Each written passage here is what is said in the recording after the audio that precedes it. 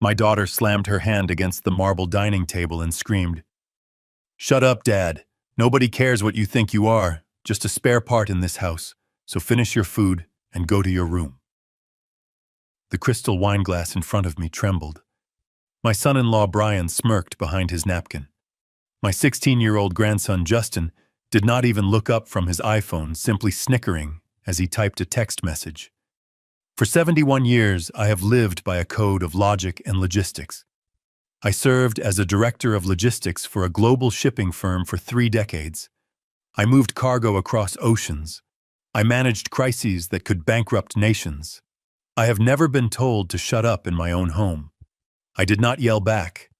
I did not throw my plate. I simply looked at Rachel. I looked at the woman I had raised. The woman whose private school tuition cost more than my first house. The woman who was currently wearing a diamond necklace I bought for her mother. I stood up. The chair legs scraped against the hardwood floor. I walked out of the dining room, and I never went back. Before I continue this story, please let me know where you are watching from in the comments below. Hit like and subscribe if you have ever had to walk away from people who did not know your worth.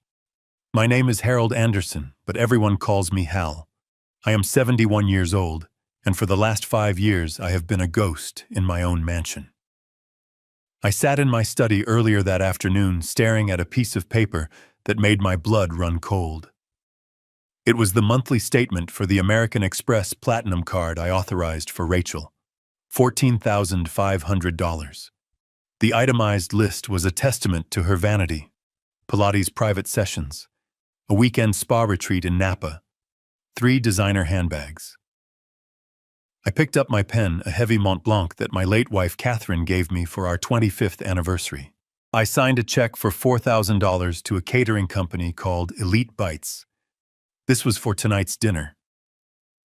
Rachel wanted to impress her friends from the country club. She told me I was paying for it because it was my contribution to the household expenses. I placed the check in an envelope. I looked around the room. This study was the last sanctuary I had left.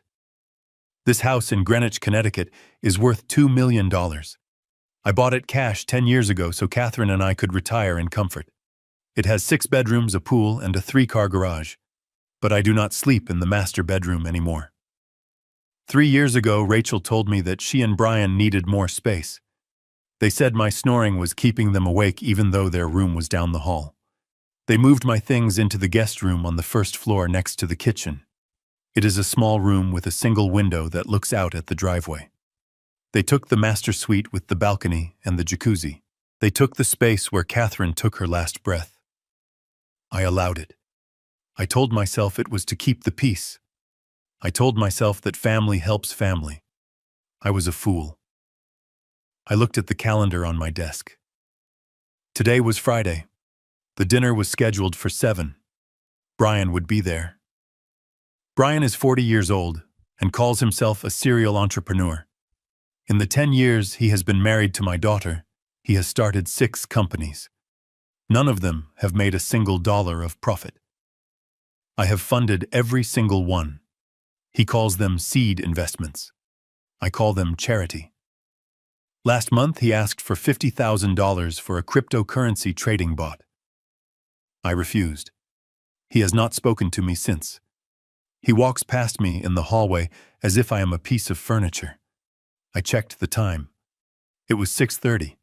I could hear the caterers setting up in the dining room. I heard Rachel shouting at the staff. She treats service workers like dirt. It makes my stomach turn. I stood up and adjusted my tie.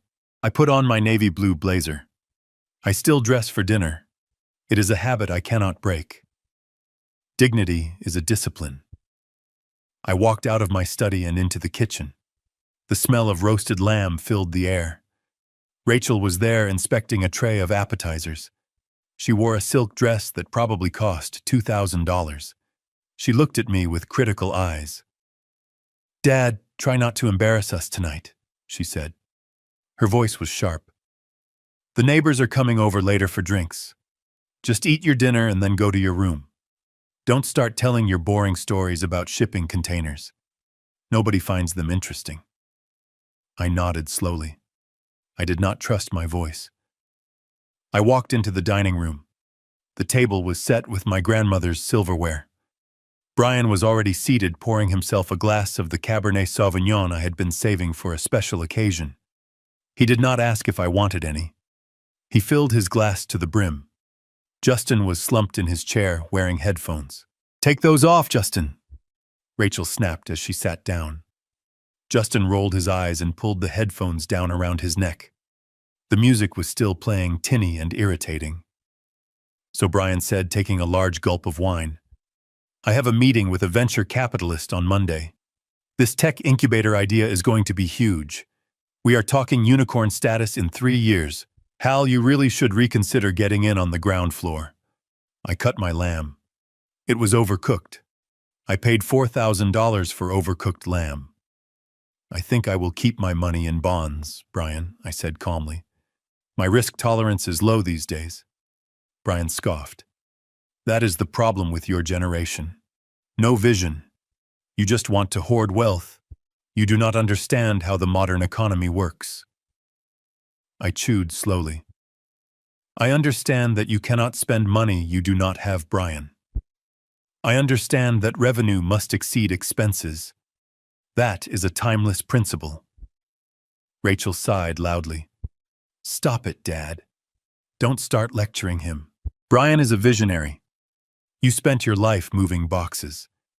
It is not the same thing." The disrespect was palpable. It hung in the air like smoke. But I kept eating. I had endured this for years. I told myself it was for Justin. I wanted to be a grandfather. I wanted to be a male role model for the boy. But Justin was becoming a clone of his father. Maria, the housekeeper, came in to refill the water glasses. Maria has worked for me for 15 years. She nursed Catherine when she was sick. She is a good woman. As she poured water into Justin's glass, her hand shook slightly, and a few drops spilled onto the tablecloth.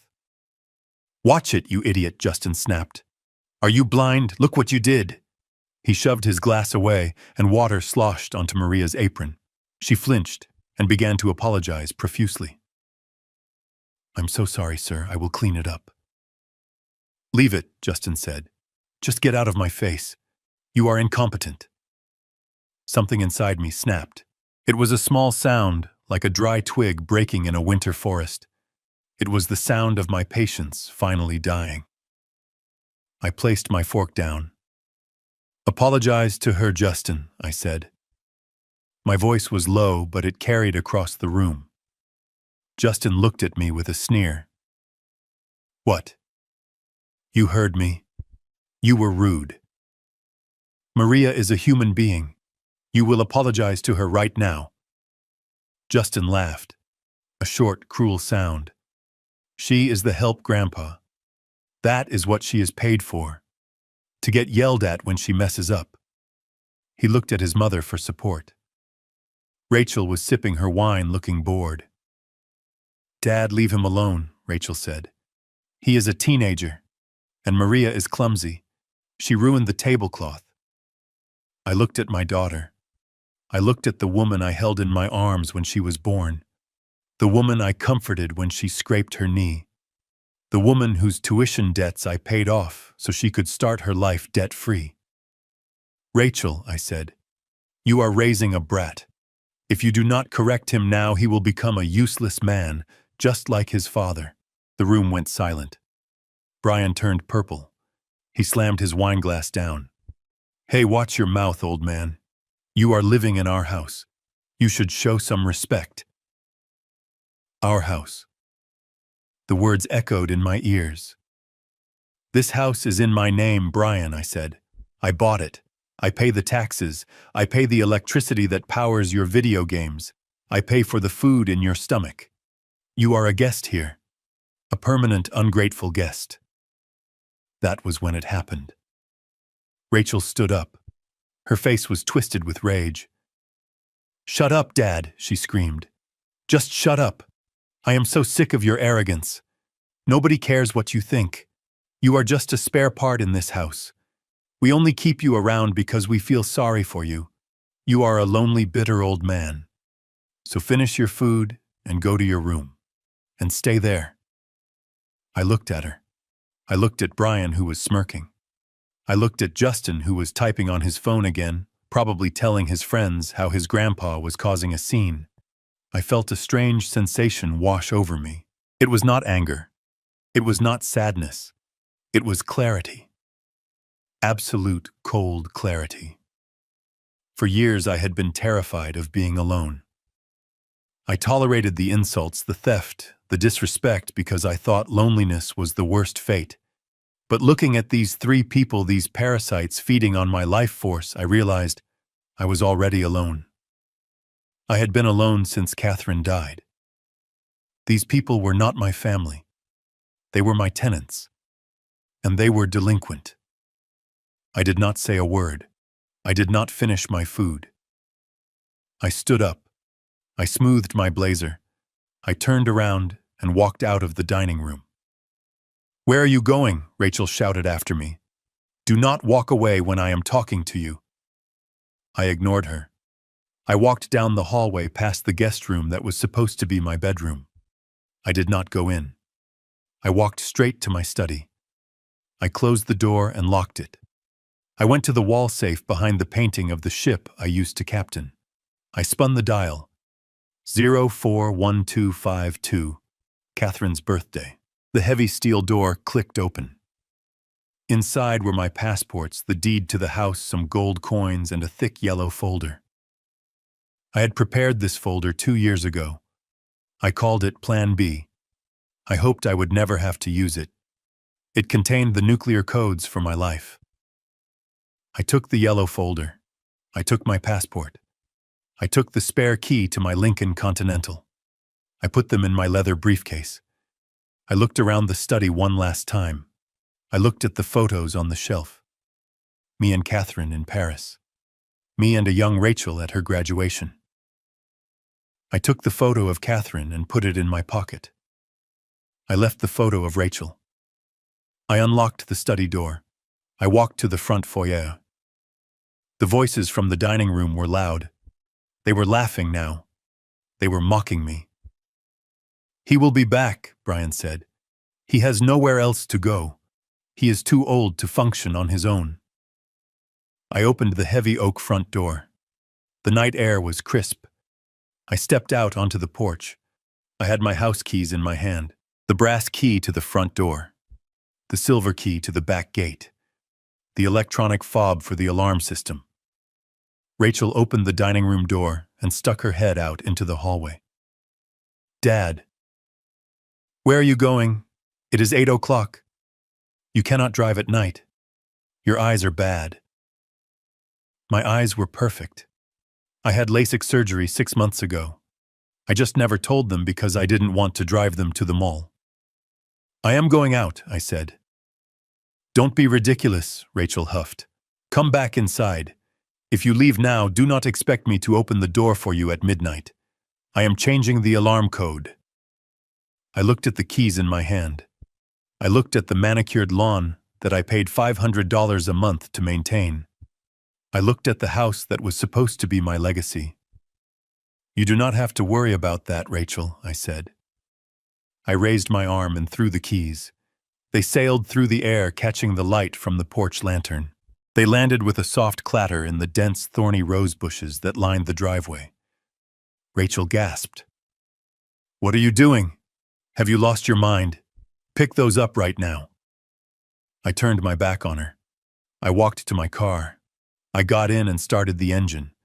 The V6 engine purred. It was a sound of power. It was a sound of freedom. I backed out of the driveway.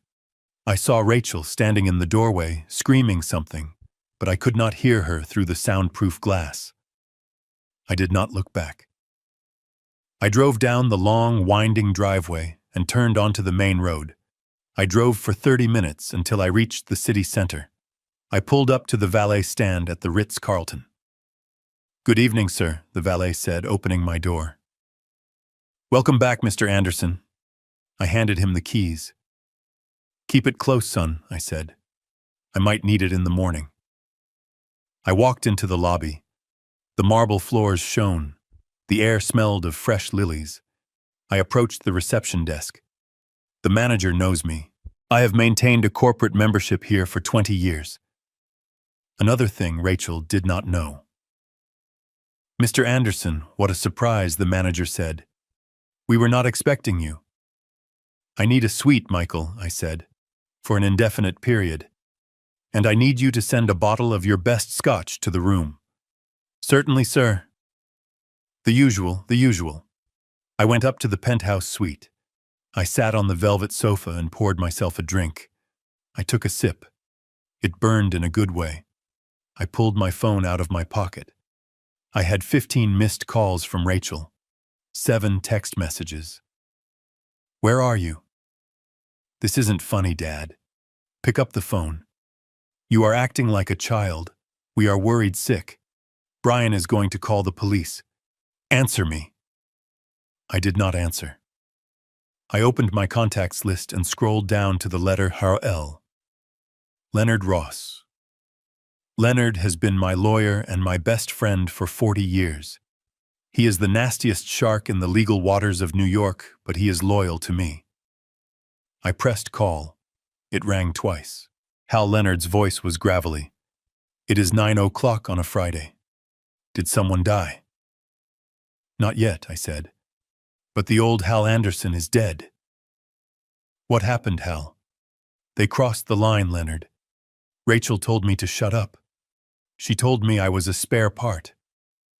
There was a silence on the line. Then Leonard let out a low, dangerous chuckle. "So it is time." "Yes, Leonard," I said. "It is time." "Open the yellow file." "Are we going with the scorched earth protocol?" Leonard asked. I looked out the window at the city lights below me. I thought about the disrespect, the theft, the cruelty. I thought about Brian's smirk. "No, Leonard," I said. "Scorched earth is too quick. I want the slow squeeze. Initiate phase 1. Cut the cards, freeze the accounts, and call the power company." "You want me to turn off the lights?" Leonard asked. "I want you to turn off everything I said. Let them sit in the dark." I hung up the phone. I finished my scotch. For the first time in 5 years, I slept like a baby. The next morning, I woke up at 7. I ordered coffee and eggs Benedict from room service. I ate slowly, enjoying the silence. I picked up my iPad and opened the security camera app connected to the house. I had installed cameras everywhere 2 years ago after I noticed cash missing from my wallet. Rachel and Brian thought they were just outdoor security cameras, but I had internal feeds in the kitchen and the living room. They had no idea. I watched the feed. It was 10 in the morning. Rachel walked into the kitchen wearing her silk robe. She looked hungover. She opened the cupboard where the expensive Colombian coffee was kept. It was empty. I had taken the last bag with me in my briefcase. She slammed the cupboard shut. She went to the fancy espresso machine Brian insisted we buy for $3,000. She pressed the button. Nothing happened. She pressed it again. The machine was working fine, but there were no beans. She screamed a curse word that would make a sailor blush. She pulled out her phone and dialed my number.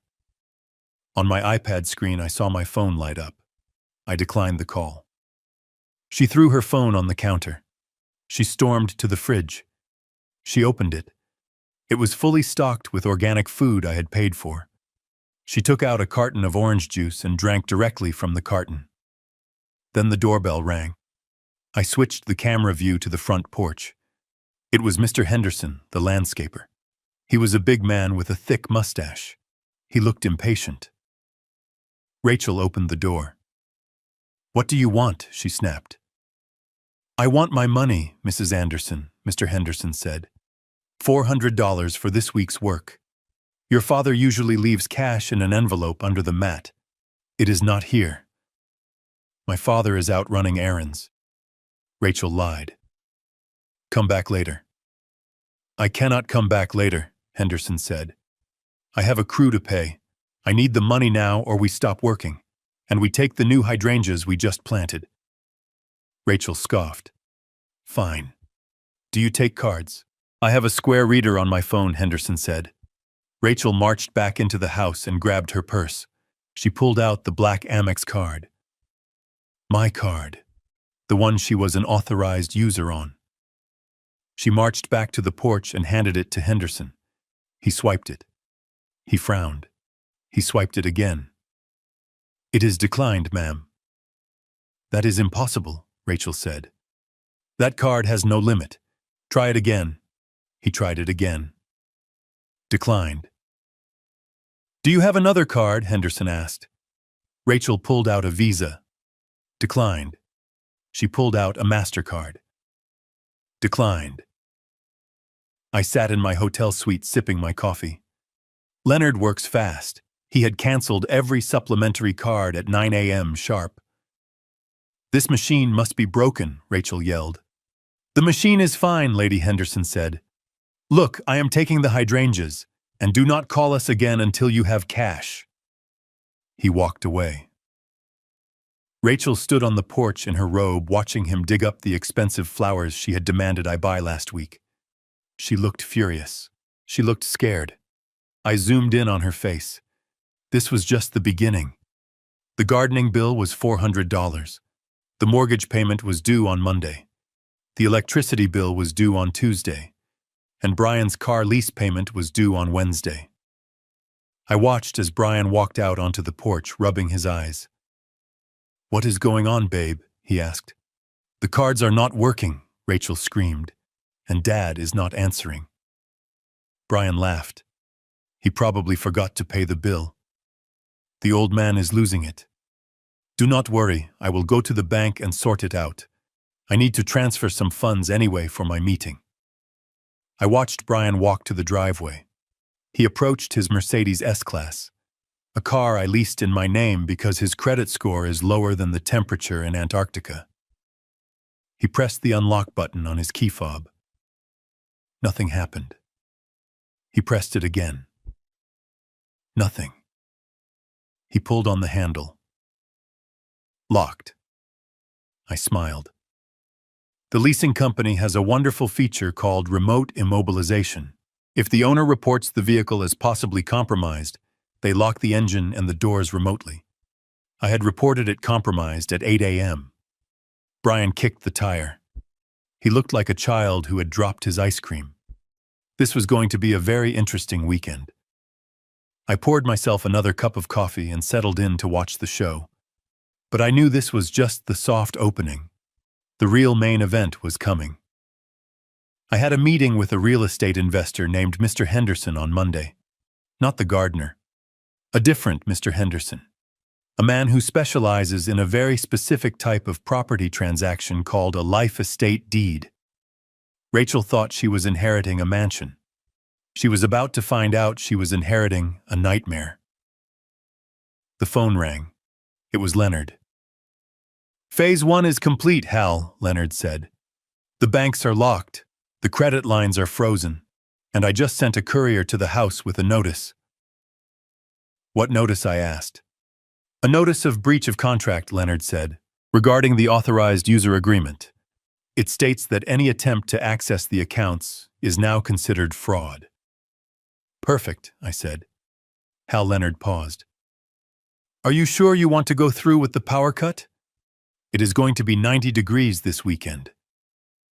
I looked at the screen. I saw Justin walking out of his room screaming that the Wi-Fi was down. I am sure, Leonard, I said. They like the heat. Let them sweat. I hung up. I watched my family implode in high definition. I felt no guilt. I felt no remorse. I felt only the cold, hard satisfaction of a balance sheet finally being corrected. They wanted me to be silent. They wanted me to be invisible. Well, now I was invisible, and my silence was about to become the loudest thing they had ever heard. The heavy door of the presidential suite clicked shut behind me, sealing out the world with a reassuring, expensive thud. I stood in the foyer for a moment, just breathing. The air here did not smell of stale vape smoke or my son-in-law's cheap body spray. It smelled of fresh orchids and lemon polish. It smelled of silence. For the first time in 10 years, I did not have to worry about walking too loudly or turning the television volume up too high. I was 71 years old, and I had just run away from home like a teenager, but instead of a backpack, I had a platinum credit card and a plan that would bring my ungrateful family to their knees. I walked into the bedroom. The sheets were Egyptian cotton, with a thread count higher than Brian's IQ. I sat on the edge of the bed and looked at the digital clock. It was 2:14 in the morning. At home, if I went to the kitchen at this hour, Rachel would storm out of her room screaming about how I was disrupting her sleep cycle. She would lecture me about the electricity cost of opening the refrigerator door. She would treat me like a senile old man wandering the halls. I picked up the bedside telephone. I pressed the button for in-room dining. A pleasant voice answered immediately. "Good morning, Mr. Anderson. How may we serve you?" "I want a Wagyu beef burger," I said. "Medium rare, with truffle fries. And send up a bottle of the 1995 vintage Cabernet, and a slice of cheesecake." "Certainly, sir. Will there be anything else?" "No, that is all." I hung up. The bill would be over $300 for a midnight snack. Rachel would have an aneurysm if she knew. The thought made me smile. For a decade, I had scrutinized every penny I spent on myself wearing shirts until the collars frayed and driving my car until the engine rattled, all to save money for my grandson's college fund and my daughter's lifestyle. I had denied myself everything so they could have everything, and they told me to shut up. They told me I was a spare part. Half an hour later, I sat by the floor-to-ceiling window eating the best burger I had ever tasted. I washed it down with wine that cost more than Brian's weekly contribution to society. I looked at the lights of the city below. Somewhere out there in the dark, my daughter was sleeping in a master bedroom she did not pay for, dreaming of a gala she could not afford. She thought she was the queen of the manor. She did not know the castle was built on sand, and I had just kicked away the foundation.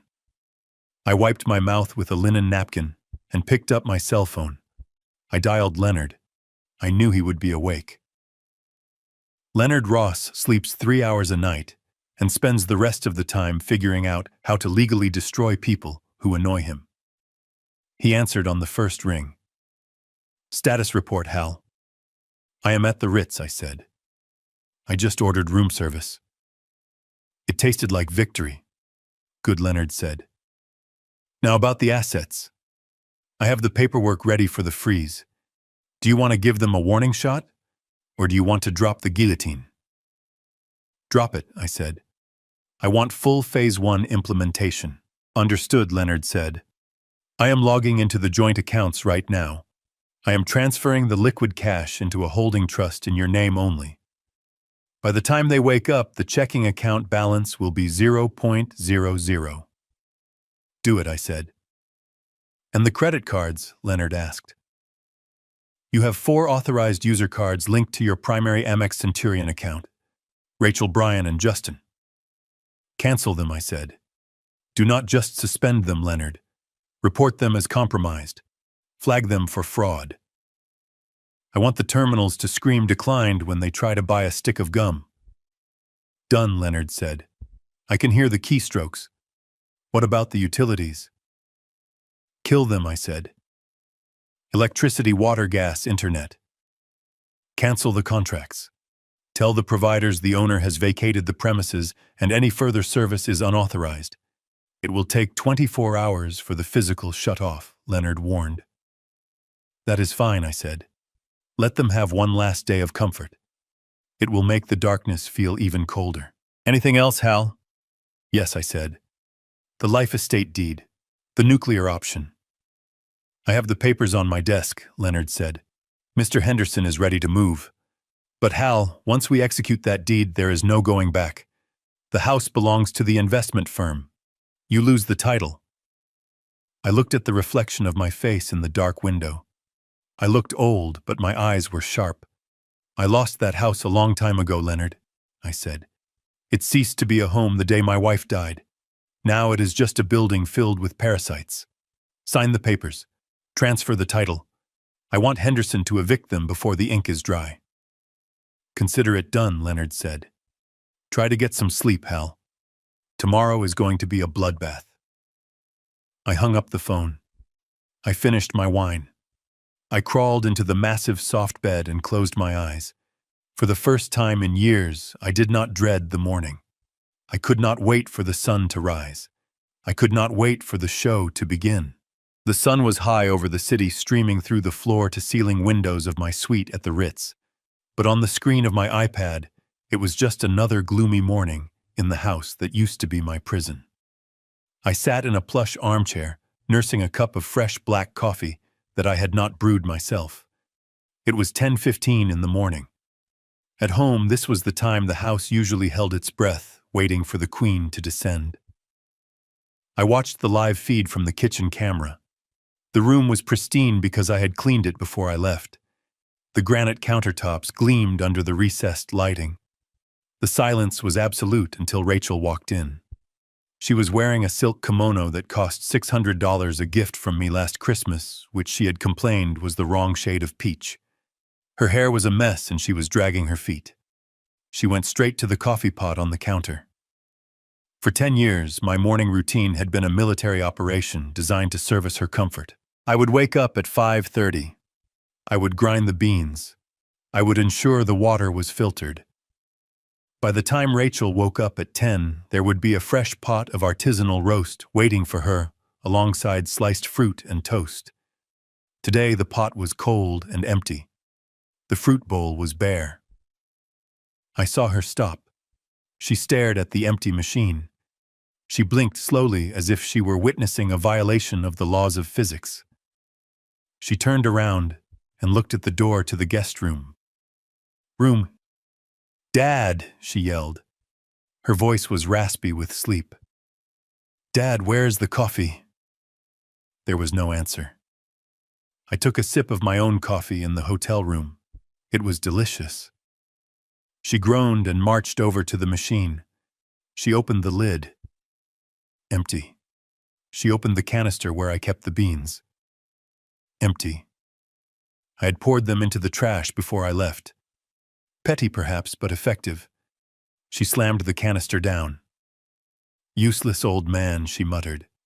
She tried to operate the digital interface of the machine. She pressed buttons randomly.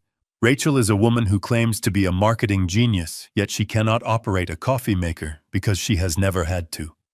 She grew up with a father who fixed everything before it could break.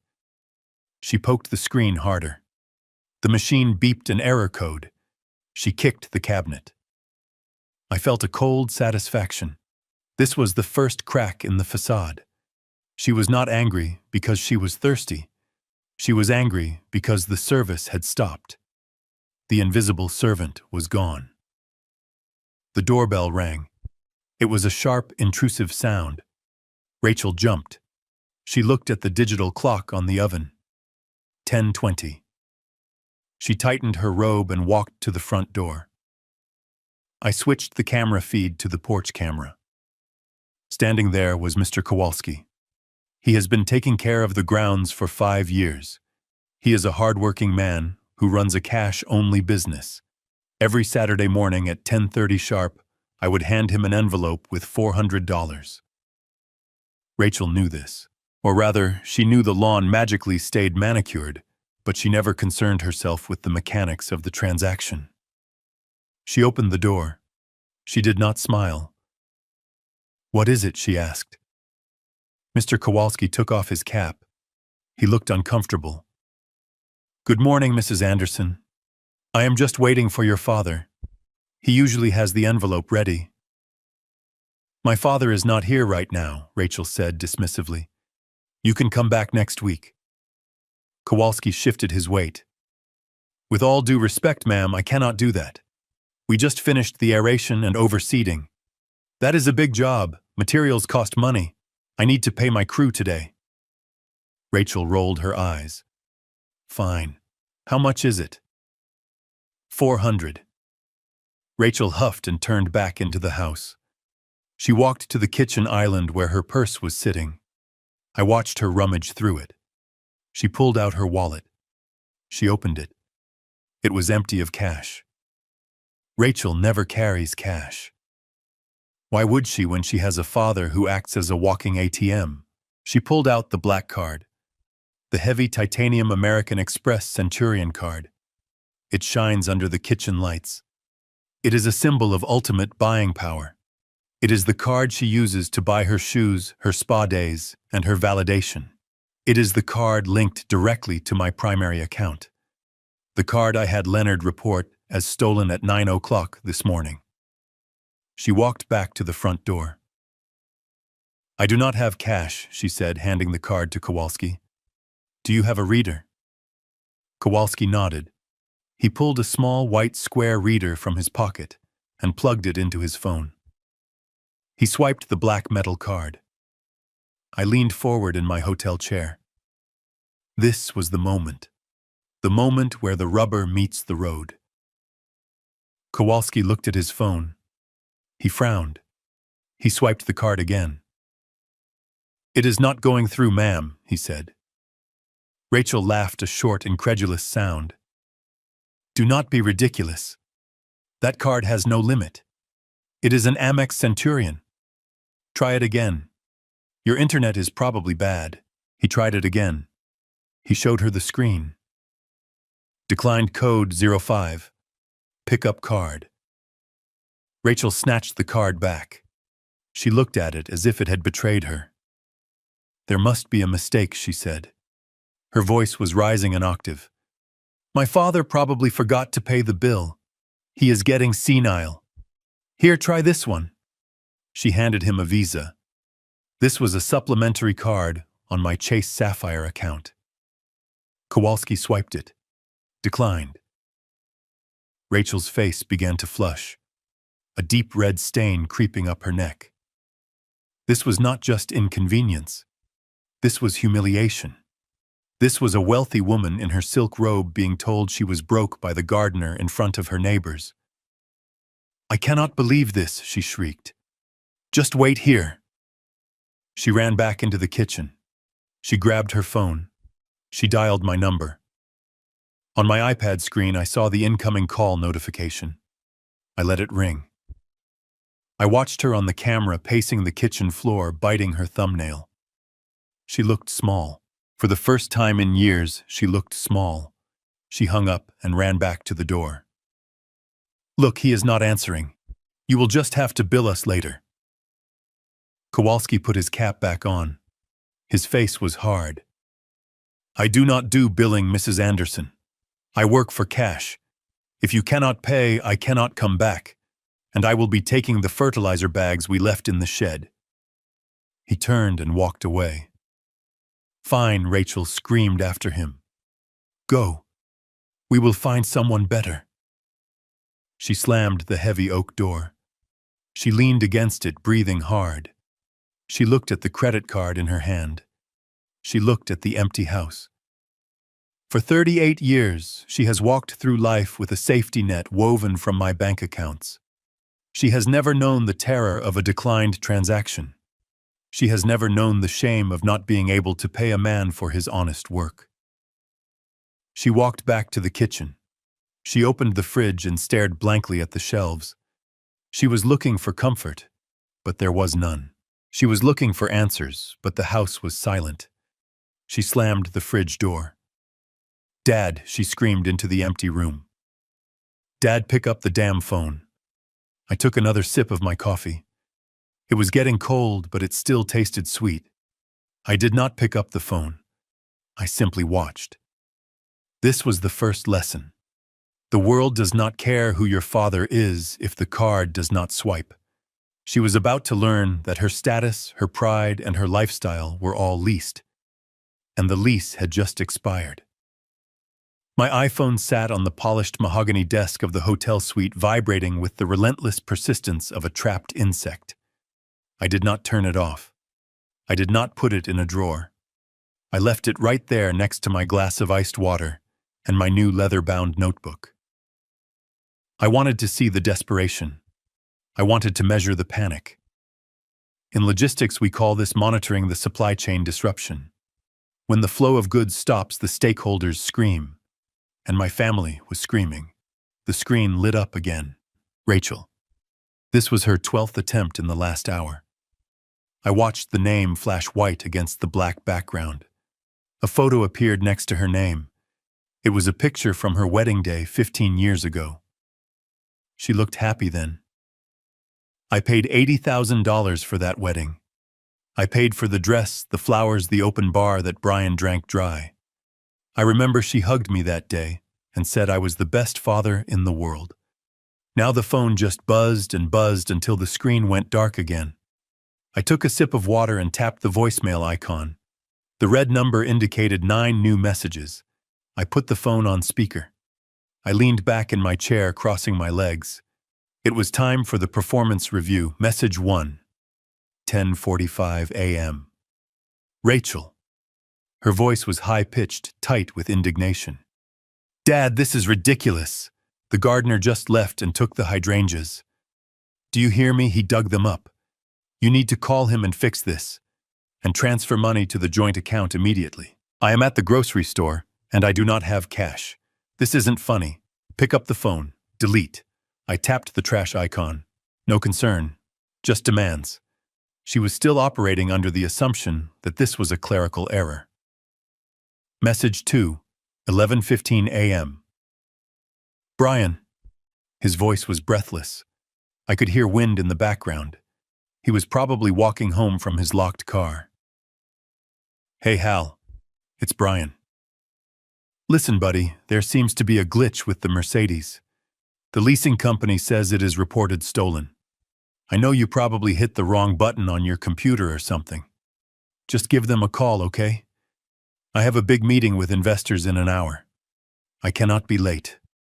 Call me back. Delete. He did not have a meeting.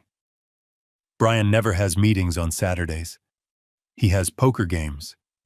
He was worried about looking poor in front of his friends. Message 3, 12:30 p.m. Justin. This was rare. My grandson only calls me when he wants the latest gaming console. Grandpa, the internet is down. The internet. Mom says you didn't pay the bill. I am in the middle of a ranked match. Fix it. It sucks here. Delete. Not a hello, not a how are you. Just a demand for bandwidth. I looked at the ceiling. I wondered if I had failed them or if they were just broken people. I decided it did not matter anymore. The result was the same. Message 4, 1:45 p.m.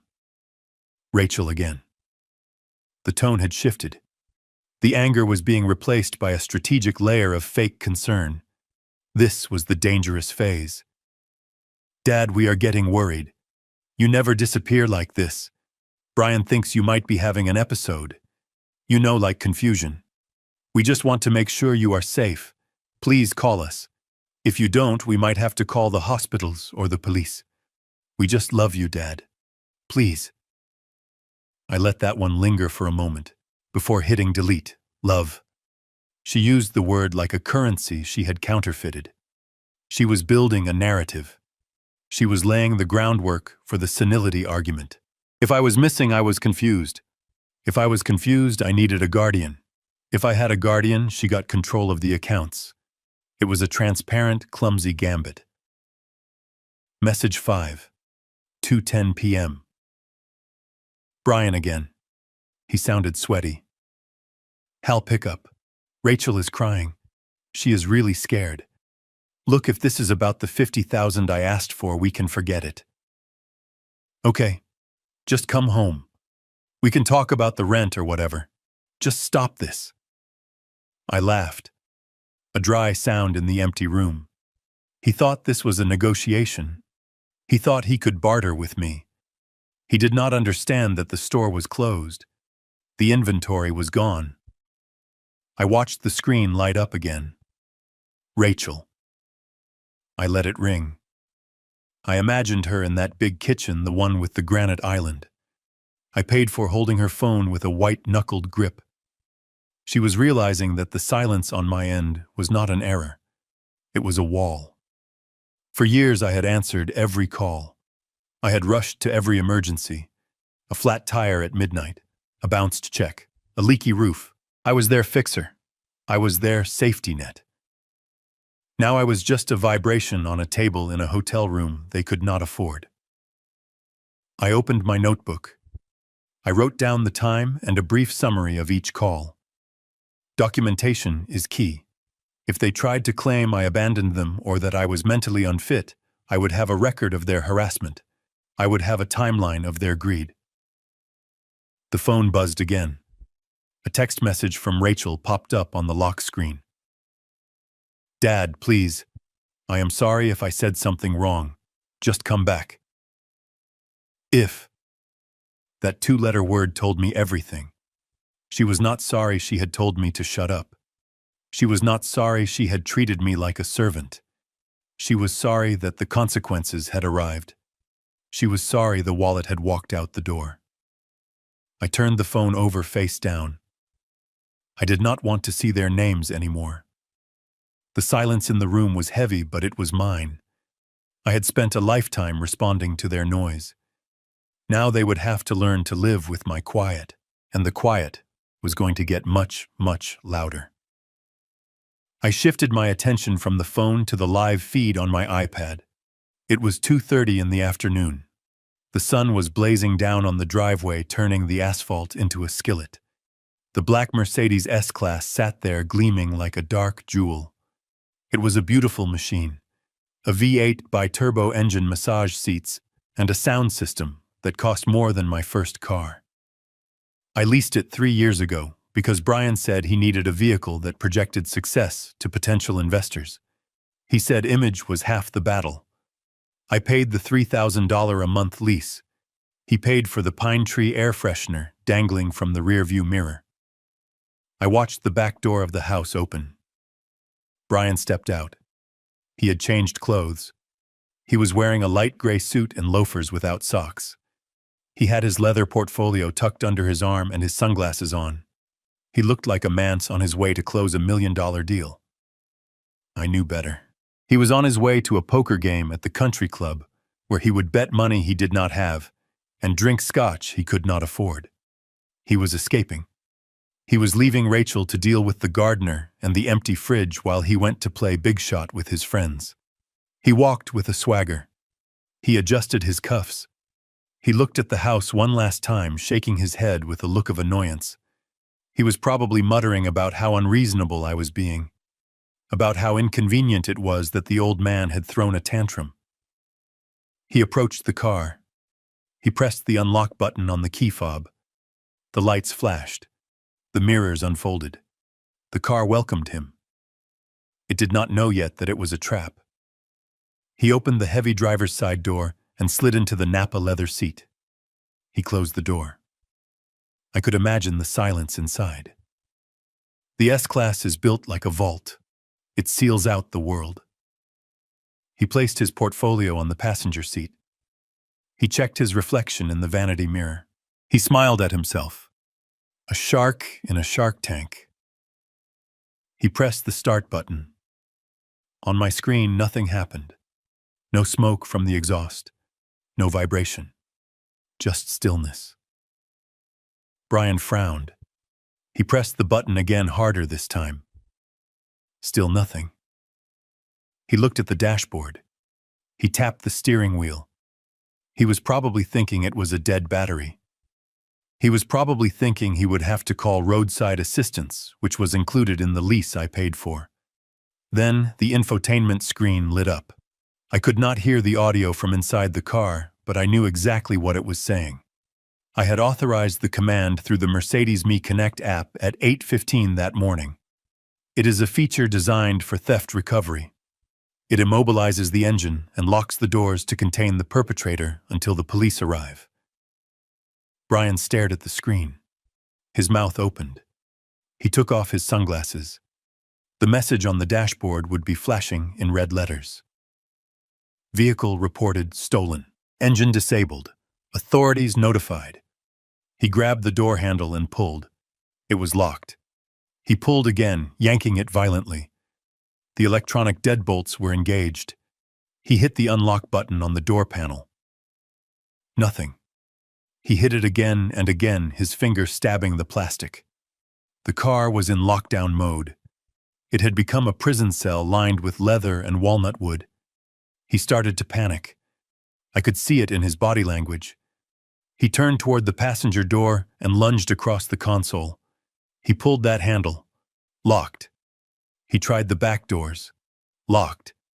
He was trapped. The sun beat down on the black roof. The car had been sitting in the driveway for hours. The interior temperature was climbing rapidly. Without the engine, there was no air conditioning. It was a greenhouse. A very expensive, very airtight greenhouse. Brian started pounding on the window. The glass in an S-Class is double-paned acoustic laminate. It is designed to keep out road noise and paparazzi. It is very hard to break with a human fist. He pounded and screamed. I could see his face contorting. He was yelling for help. But the driveway is long, and the nearest neighbor is acres away. Rachel was inside the house, probably in the back bedroom, sulking. No one could hear him. He loosened his tie. He took off his jacket. Sweat was already darkening his gray shirt. He looked at his phone. He dialed a number. He held it to his ear and then threw the phone onto the passenger seat. No signal.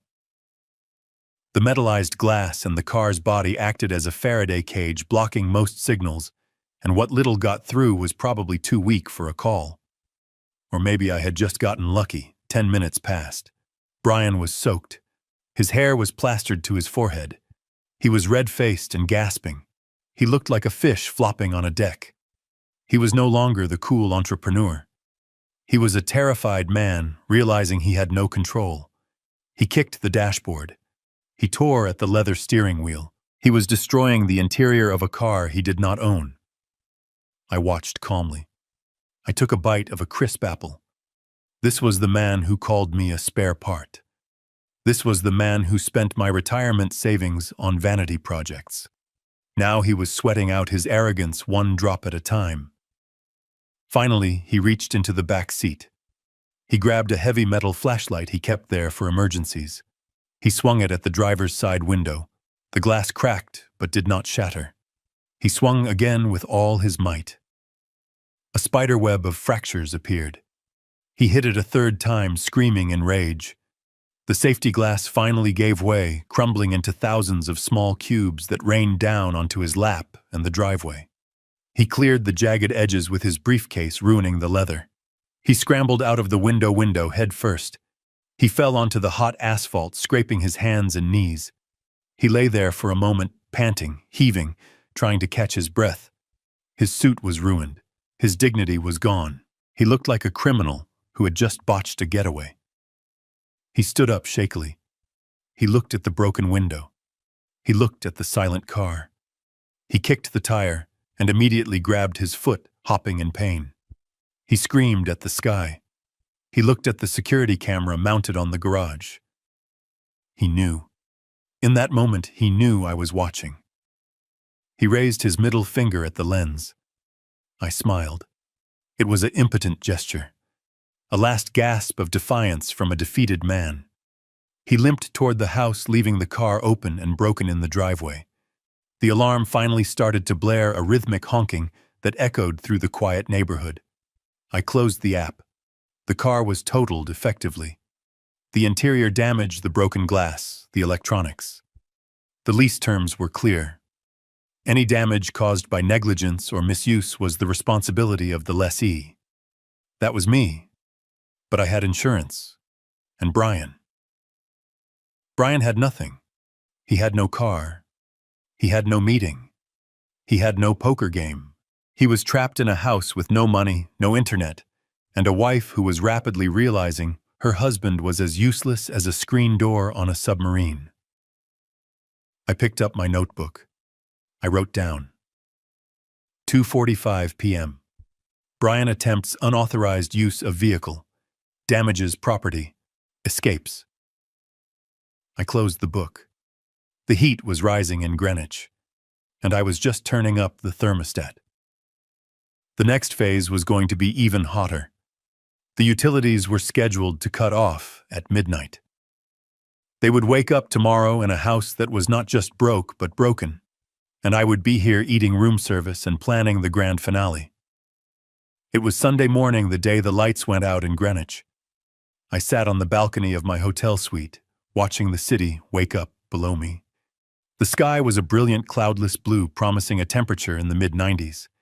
It was a perfect day for a barbecue or a swim in the pool. But at my house there would be no swimming, because the pool pump was about to die, and there would be no barbecue, because the electric starter on the grill was about to become a useless button. I looked at my watch. It was 11:59. I had scheduled the utility disconnects for noon sharp. I wanted them to be awake. I wanted them to be comfortable. I wanted them to be in the middle of their digital addictions when the plug was pulled. In logistics, timing is everything. You do not cut the supply line when the enemy is sleeping. You cut it when they are hungry. I opened the security app on my iPad. I had upgraded the system 6 months ago with battery-powered cellular backup cameras. I told Rachel it was for storm safety. In reality, it was for this exact moment. I needed eyes on the ground even when the grid went down. I switched the view to the living room. Justin was sprawled on the leather sofa. He was wearing a headset, screaming at the television. He was playing some online shooter game. His thumbs were moving at light speed. He was in his element. A digital warrior living in a house he did not pay for, using bandwidth he did not earn. Brian was in the kitchen, staring at the microwave. He was trying to reheat a slice of pizza. He looked disheveled. His gray suit from yesterday was crumpled on a chair. He was wearing gym shorts and a stained t-shirt. Rachel was sitting at the island, scrolling through her phone, probably looking for a lawyer who worked on Sundays, or a landscaper who accepted IOUs. The digital clock on the microwave turned to 12:00. Then it happened. The microwave display went black.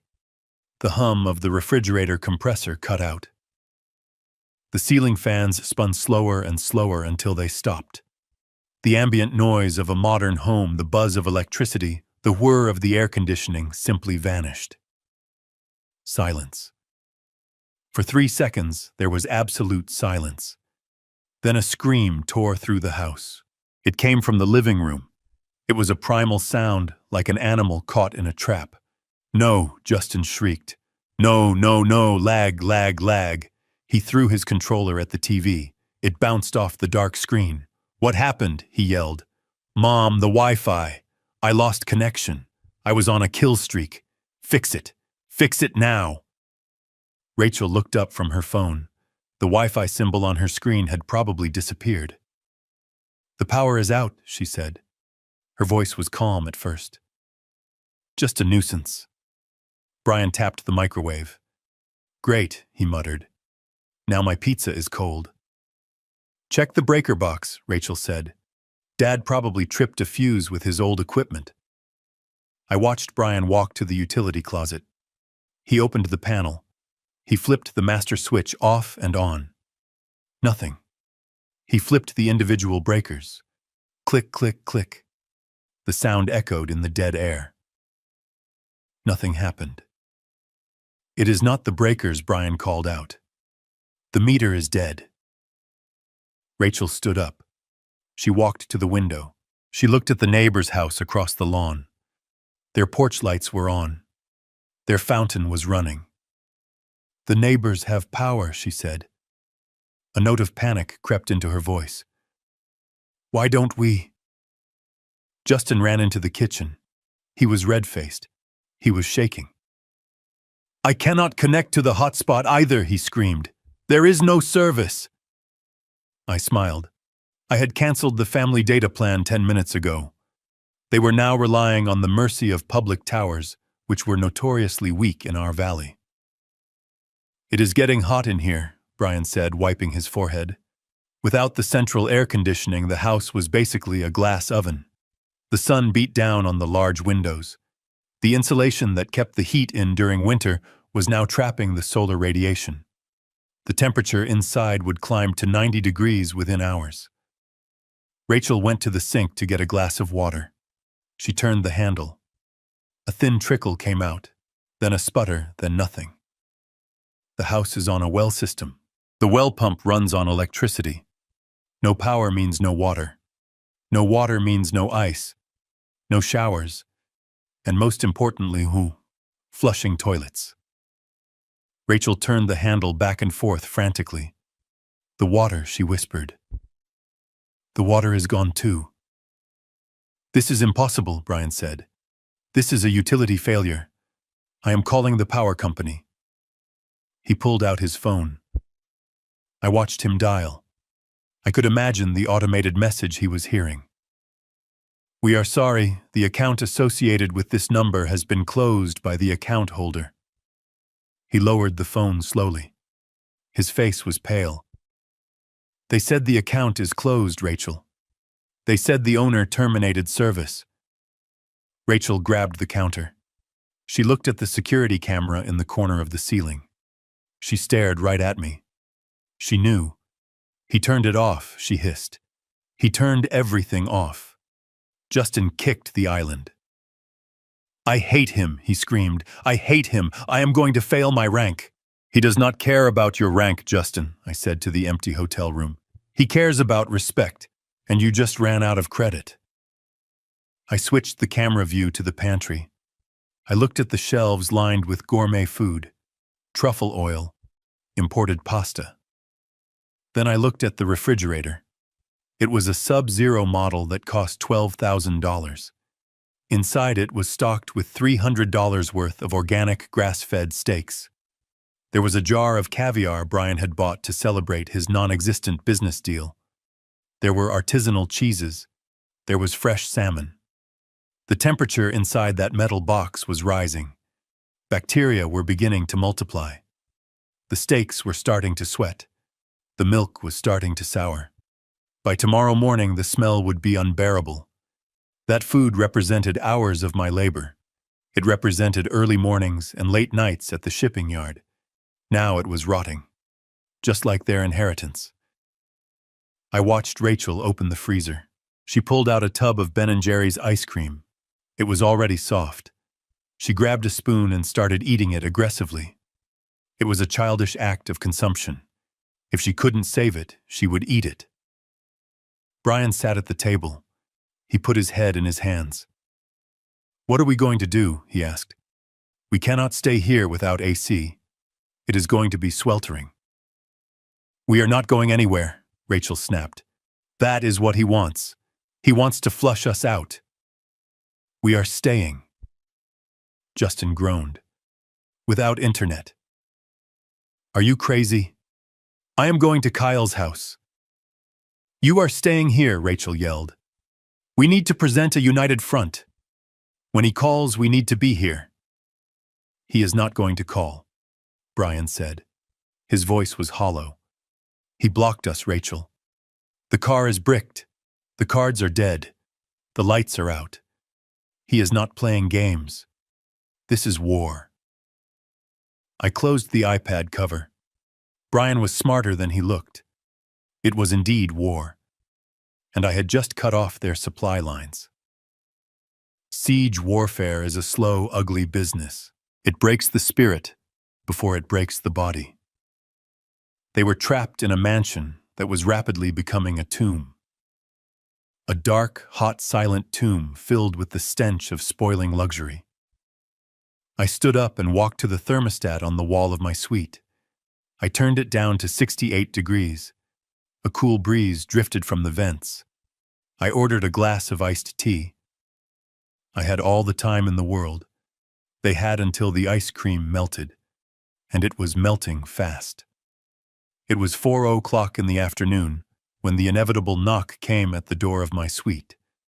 It was not the soft, rhythmic tap of the housekeeping staff coming to turn down the bed, nor was it the brisk, professional knock of the room service waiter delivering my afternoon tea.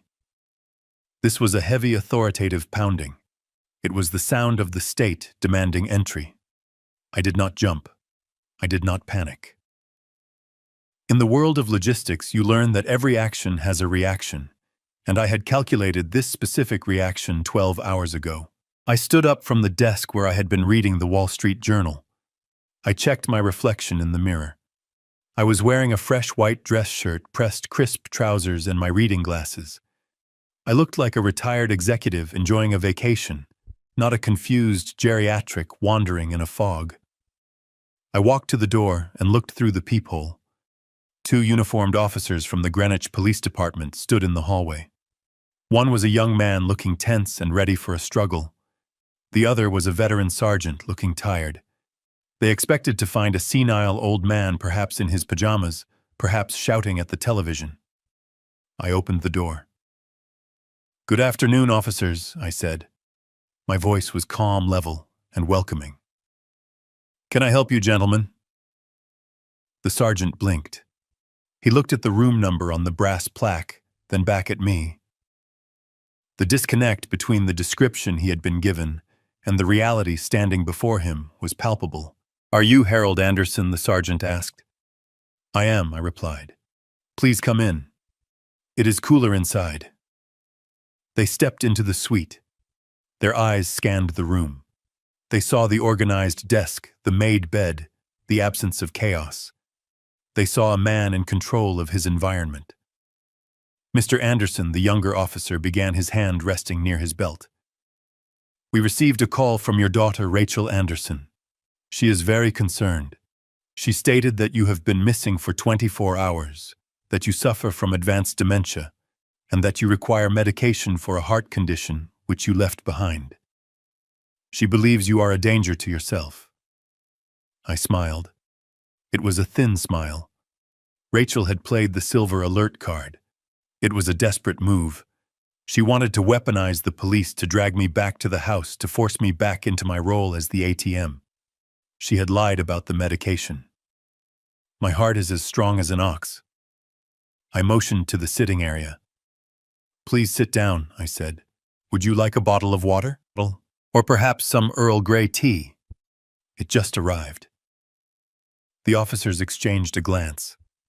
The tension was leaving their shoulders. A man offering Earl Grey tea usually is not having a psychotic break. "No, thank you, sir," the sergeant said. "We just need to verify your well-being. Your daughter was quite insistent. She said you might be disoriented and aggressive." I walked to my desk. I opened my leather briefcase. I took out a crisp white envelope. I had visited Dr. Arthur Cohen, the top neurologist in Connecticut, at 9 o'clock that morning. I had paid cash for an expedited evaluation. I knew Rachel would try to question my sanity, so I bought the proof of my sanity before she could even dial 911. I handed the document to the sergeant. "Officer, I anticipated this visit," I said. "This is a notarized affidavit of mental competency signed 6 hours ago by Dr. Cohen. It states that I am fully oriented, cogent, and capable of making my own financial and medical decisions. It also states that I have no history of dementia and no required heart medication." The sergeant read the paper. His eyebrows went up. He passed it to his partner. "This is dated today," the sergeant said. "Correct," I said. "You see, officers, my daughter is not worried about my health. She is worried about her lifestyle. Yesterday, I stopped paying her bills. I cut off her credit cards, and I left her house, which I own. She is trying to use you to intimidate me into returning so I can resume paying for her mistakes." The sergeant let out a long breath. He looked at the luxury suite. He looked at me. He realized he had been used as a pawn in a domestic financial dispute. Police officers hate domestic disputes, but they hate being lied to even more. "So you are here of your own free will?" the sergeant asked. "I am," I said. "I am enjoying a vacation from my ungrateful family. And you are safe." "I am safer here than I was in that house," I said. The sergeant nodded. He took out his notepad. "Anderson, I apologize for the intrusion. We have to follow up on these reports, especially involving seniors. But it is clear that the report was inaccurate." "It was a lie, Sergeant," I said. It was a false police report filed to harass a citizen. I believe that is a crime. It is a misdemeanor, the sergeant said, his voice hardening. He pulled out his radio. Dispatch, this is Unit 4. Subject located. Code 4. Subject is safe, competent, and here voluntarily. No medical assistance required. Cancel the alert. Then he pulled out his cell phone. I need to call the reporting party to close the file, the sergeant said. Please put it on speaker, I requested. I think it is important that there is no ambiguity. The sergeant hesitated, then tapped the speaker button. The phone rang once. Officer, did you find him? Rachel's voice screamed through the speaker. She sounded hysterical, breathless. Is he okay? Is he confused? Do not listen to him if he talks about money. He is having delusions. You need to bring him home immediately. I have his room ready. The sergeant held the phone steady. His face was stone. Mrs. Anderson, this is Sergeant Miller. We are with your father now.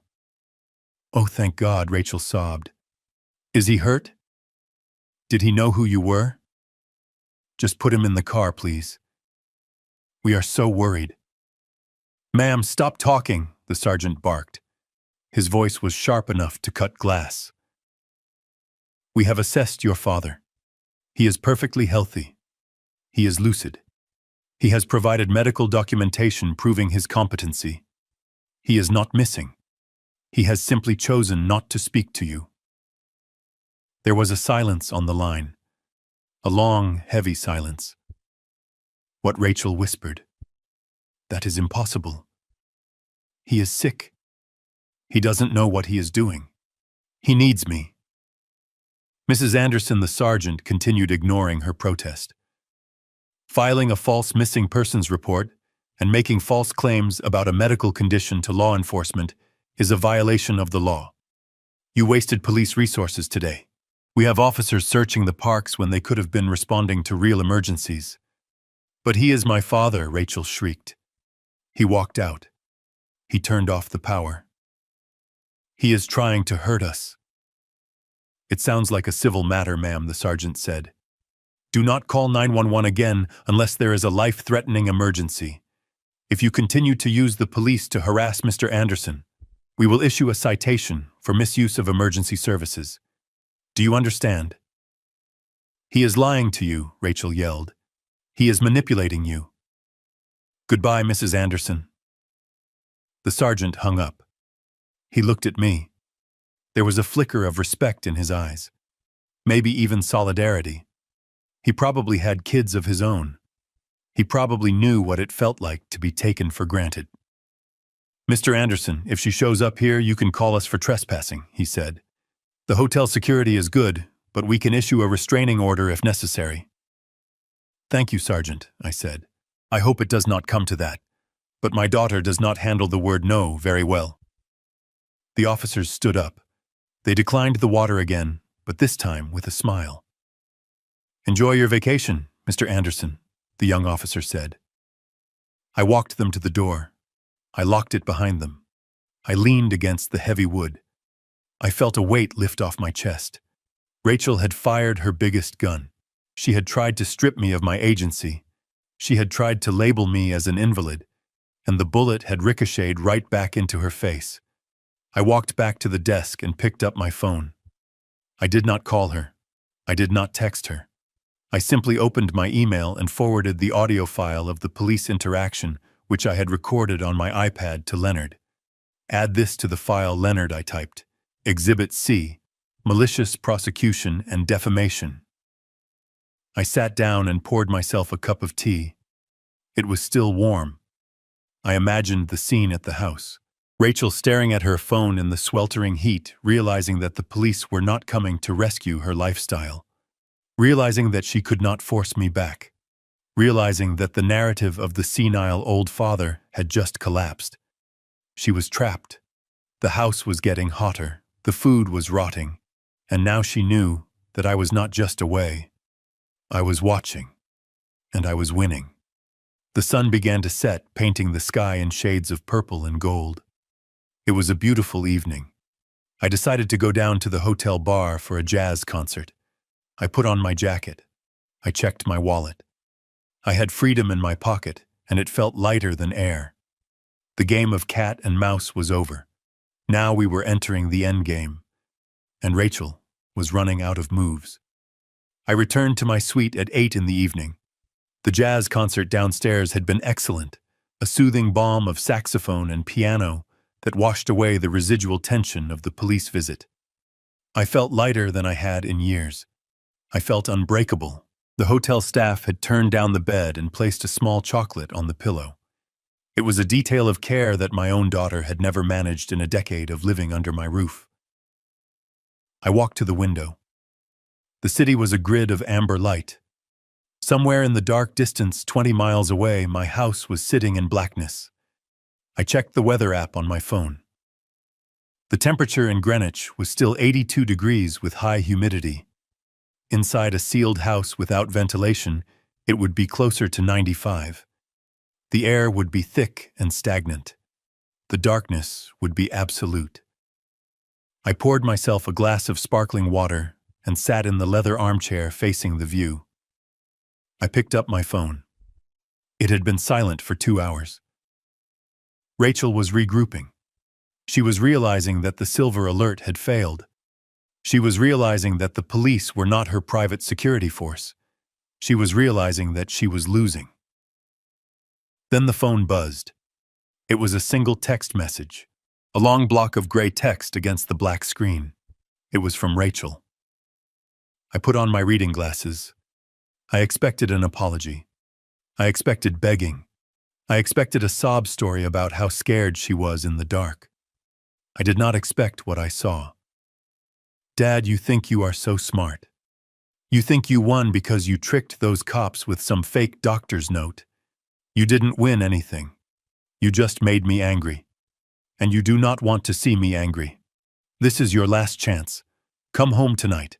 Turn the power back on. Restore the credit cards. Apologize to Brian. If you do not walk through that door by midnight, I am done playing the dutiful daughter. I just got off the phone with Dr. Peterson. You remember him, right? The one who helped the Millers with their difficult aunt. He owes me a favor. He is willing to sign an affidavit stating you have aggressive early-onset dementia and paranoid delusions. He will testify that you are a danger to yourself and others. We will have you involuntarily committed to Shady Pines. Yes, that Shady Pines. The state facility. The one with the lawsuits and the smell of urine. I will get emergency guardianship. I will take power of attorney. And I will stick you in a room where you will never see the sun again.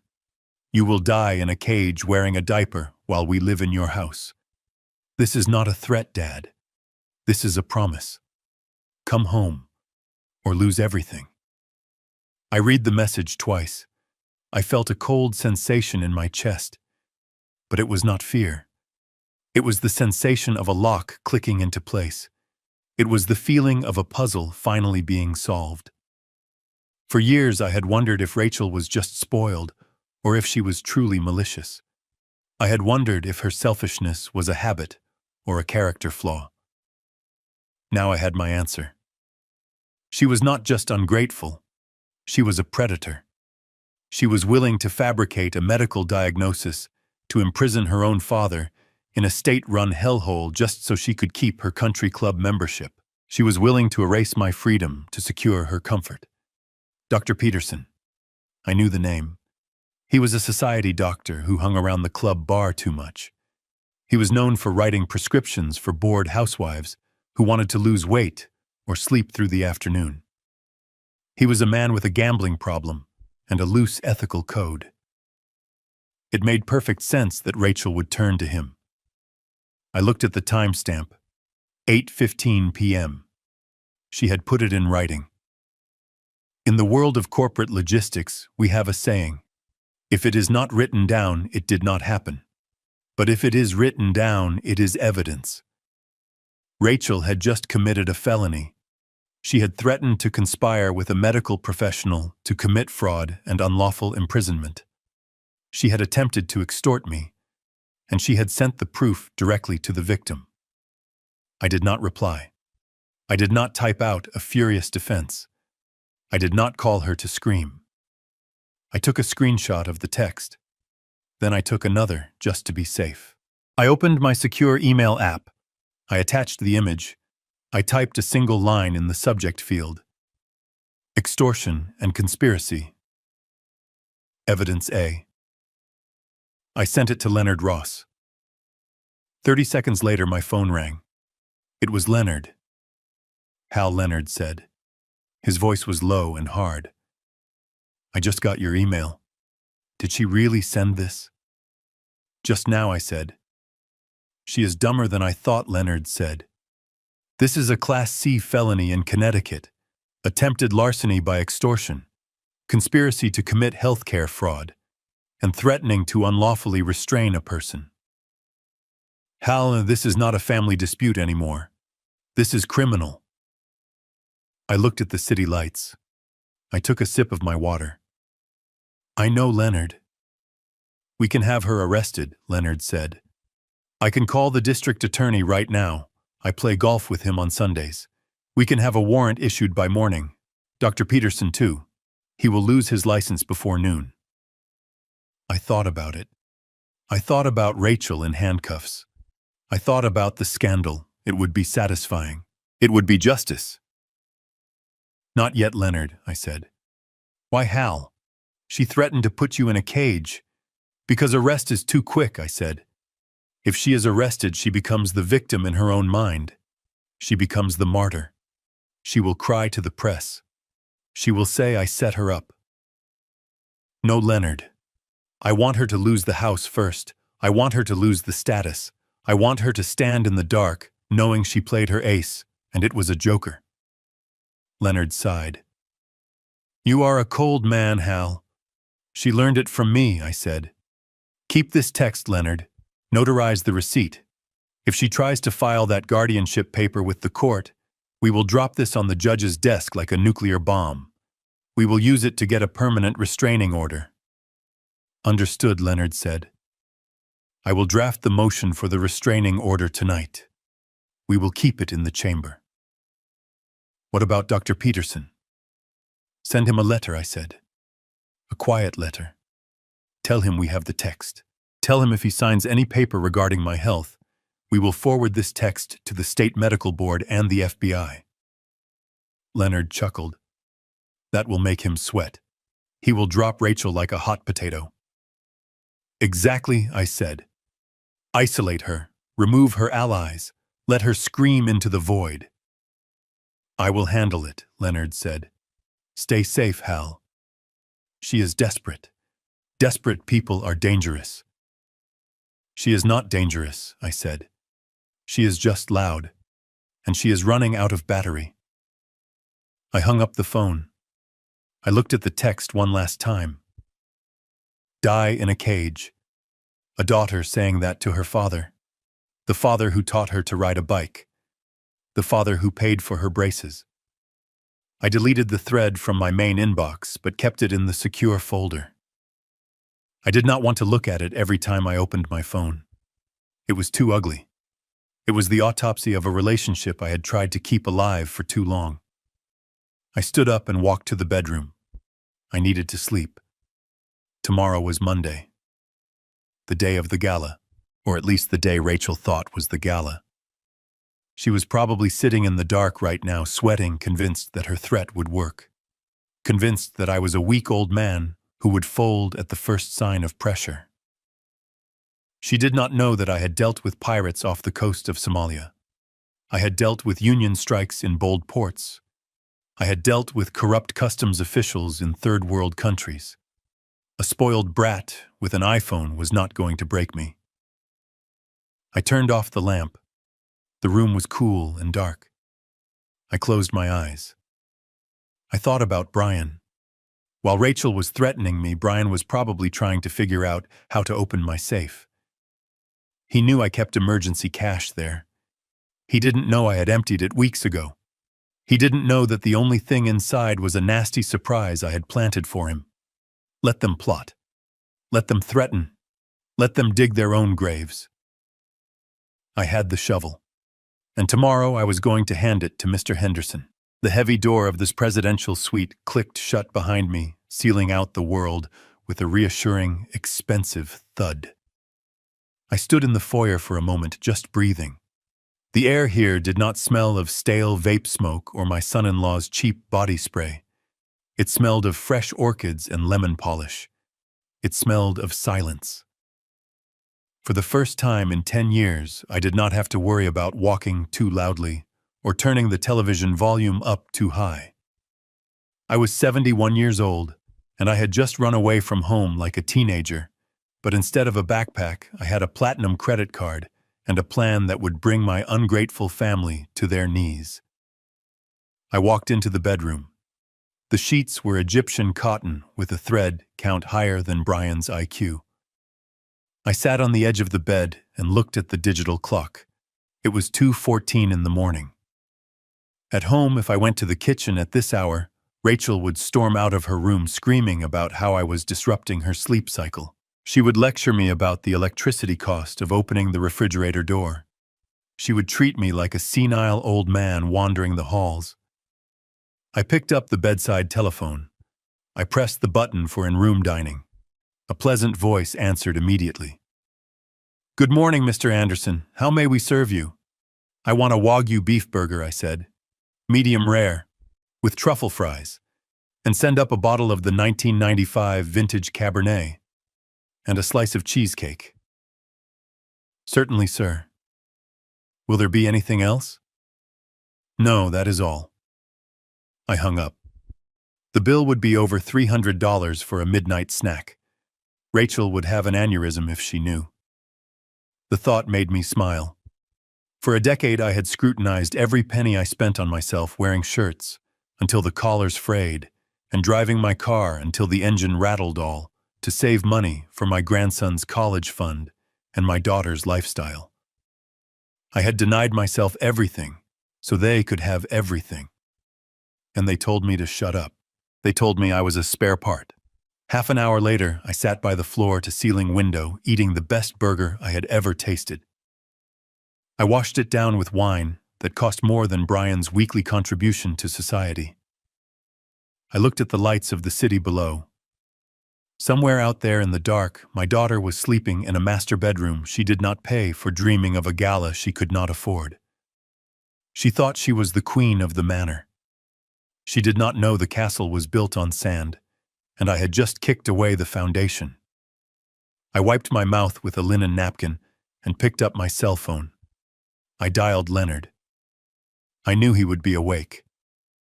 Leonard Ross sleeps 3 hours a night and spends the rest of the time figuring out how to legally destroy people who annoy him. He answered on the first ring. "Status report, Hal." "I am at the Ritz," I said. "I just ordered room service." It tasted like victory. "Good," Leonard said. "Now about the assets. I have the paperwork ready for the freeze. Do you want to give them a warning shot, or do you want to drop the guillotine?" "Drop it," I said. "I want full Phase 1 implementation." "Understood," Leonard said. "I am logging into the joint accounts right now. I am transferring the liquid cash into a holding trust in your name only. By the time they wake up, the checking account balance will be 0.00. "Do it," I said. "And the credit cards?" Leonard asked. "You have 4 authorized user cards linked to your primary Amex Centurion account. Rachel, Brian, and Justin." "Cancel them," I said.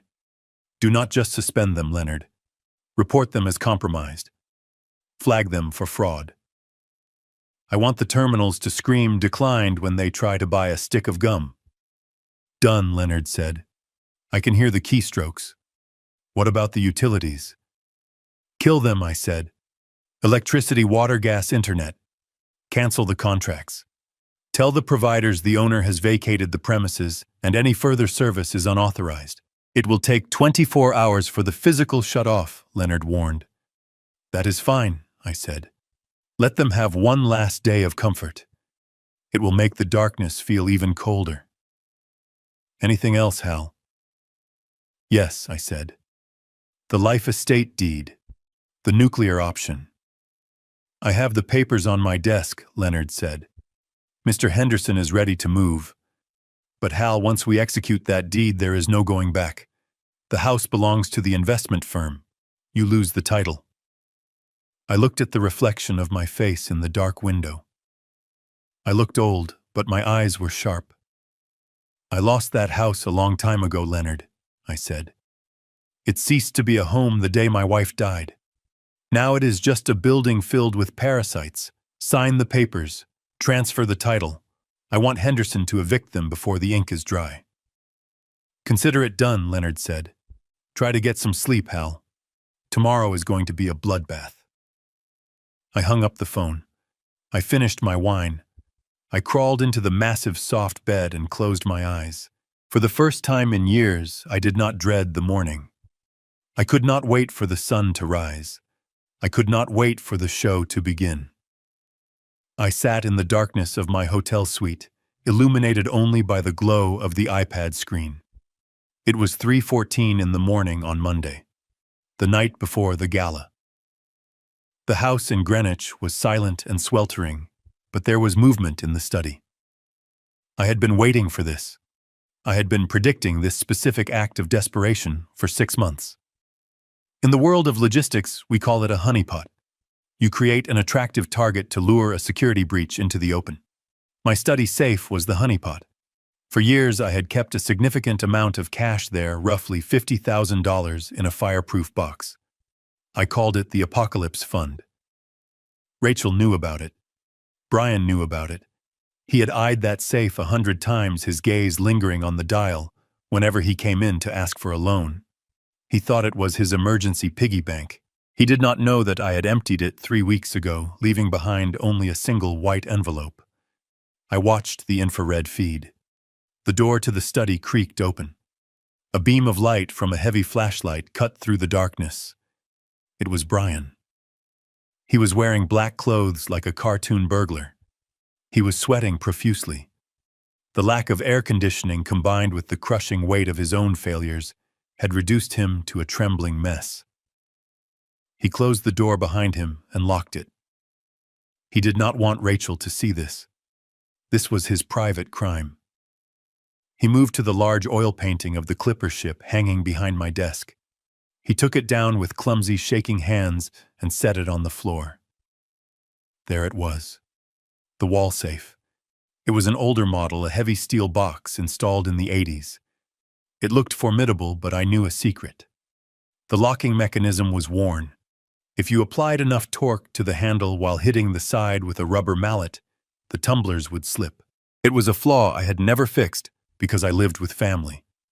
I thought I was safe. Brian did not have the combination.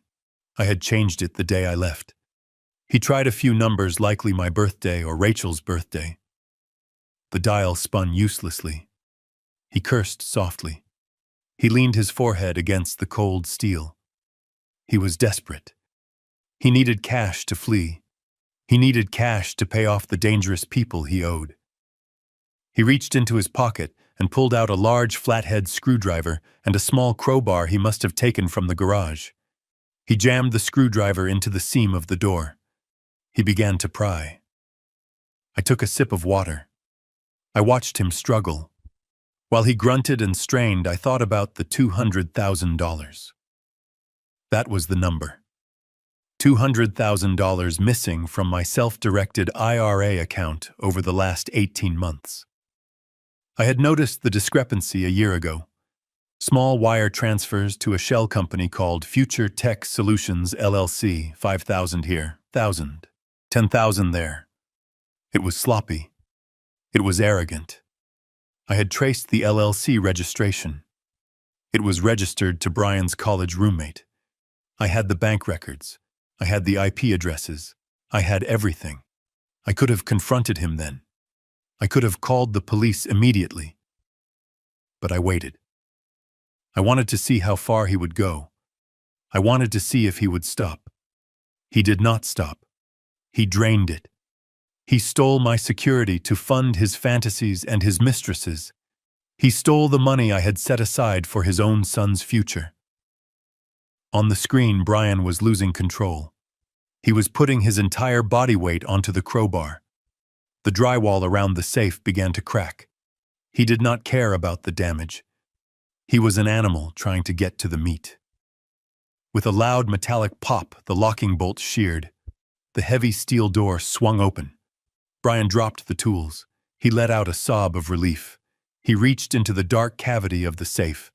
His hands were shaking so badly, the flashlight beam was dancing on the walls. He expected stacks of $100 bills. He expected salvation. He pulled his hand out. It held a single thin white envelope. He froze. He shined the light inside the safe again. Empty. Nothing but dust. He felt around the back, hoping for a hidden compartment.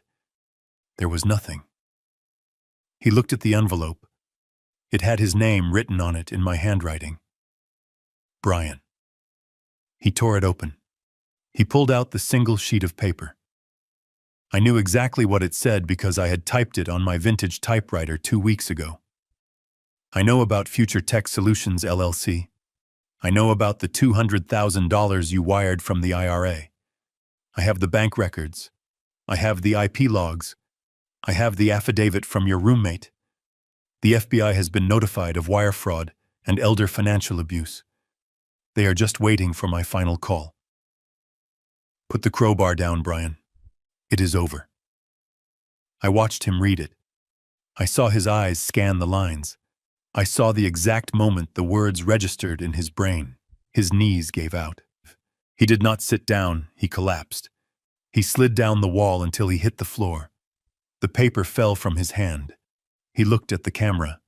He knew I was watching. He knew the infrared eye in the corner was recording his felony break and recording his face reading the indictment.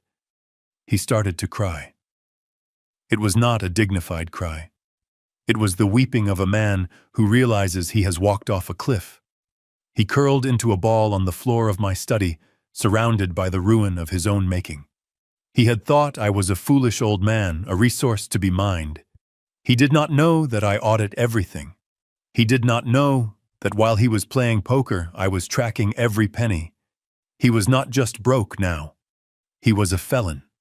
And he was trapped in a dark house with the evidence of his guilt staring him in the face. I closed the iPad cover. The satisfaction was cold and heavy like a stone. I did not feel happy. I felt vindicated. There is a difference. Happiness is warm. Vindication is ice. I stood up and walked to the window. The city lights were still bright. Tomorrow was the gala. Rachel was still planning her party. She did not know that her husband was currently fetal on the floor of her father's study, destroying his life. She did not know that the house she was planning to show off was about to be taken away. The pieces were all in place. The trap was sprung. Brian was neutralized. Now it was just Rachel. And Mr. Henderson was coming in the morning. I went to the bedroom to get a few hours of sleep. I needed to be rested. The finale was going to be spectacular. It was 6:00 on Tuesday evening, and the silence of my exclusive neighborhood was being murdered by the industrial roar of a diesel generator. I sat on my hotel balcony watching the live feed on my tablet. The machine sat in the middle of the manicured front lawn, like a rusting beast vibrating and spewing black smoke into the humid air. Rachel had rented it that morning. I saw the delivery truck arrive. She had paid in cash, likely pawning some of the jewelry I had given her mother to cover the rental deposit and the catering. This was the gala. This was the event that was supposed to launch her lifestyle brand, a vague business concept that seemed to involve selling candles and overpriced yoga mats to people with more money than sense. She had invited 50 of the most influential people in Greenwich. She needed investors. She needed validation. But most of all, she needed a cash injection to keep the illusion of her life afloat. The house looked ridiculous.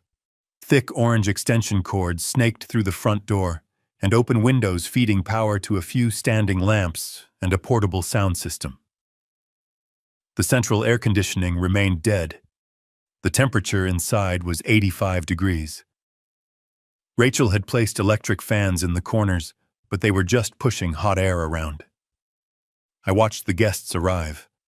Luxury cars lined the driveway. Women in cocktail dresses and men in linen suits stepped out, wrinkling their noses at the smell of diesel fumes. They looked at the generator. They looked at the dark windows of the upper floors. They exchanged glances. This was the elite crowd Rachel desperately wanted to belong to. These were people who could smell desperation, like sharks smell blood in the water. Rachel stood at the door greeting them. She was wearing a gold sequined gown that was entirely inappropriate for the heat.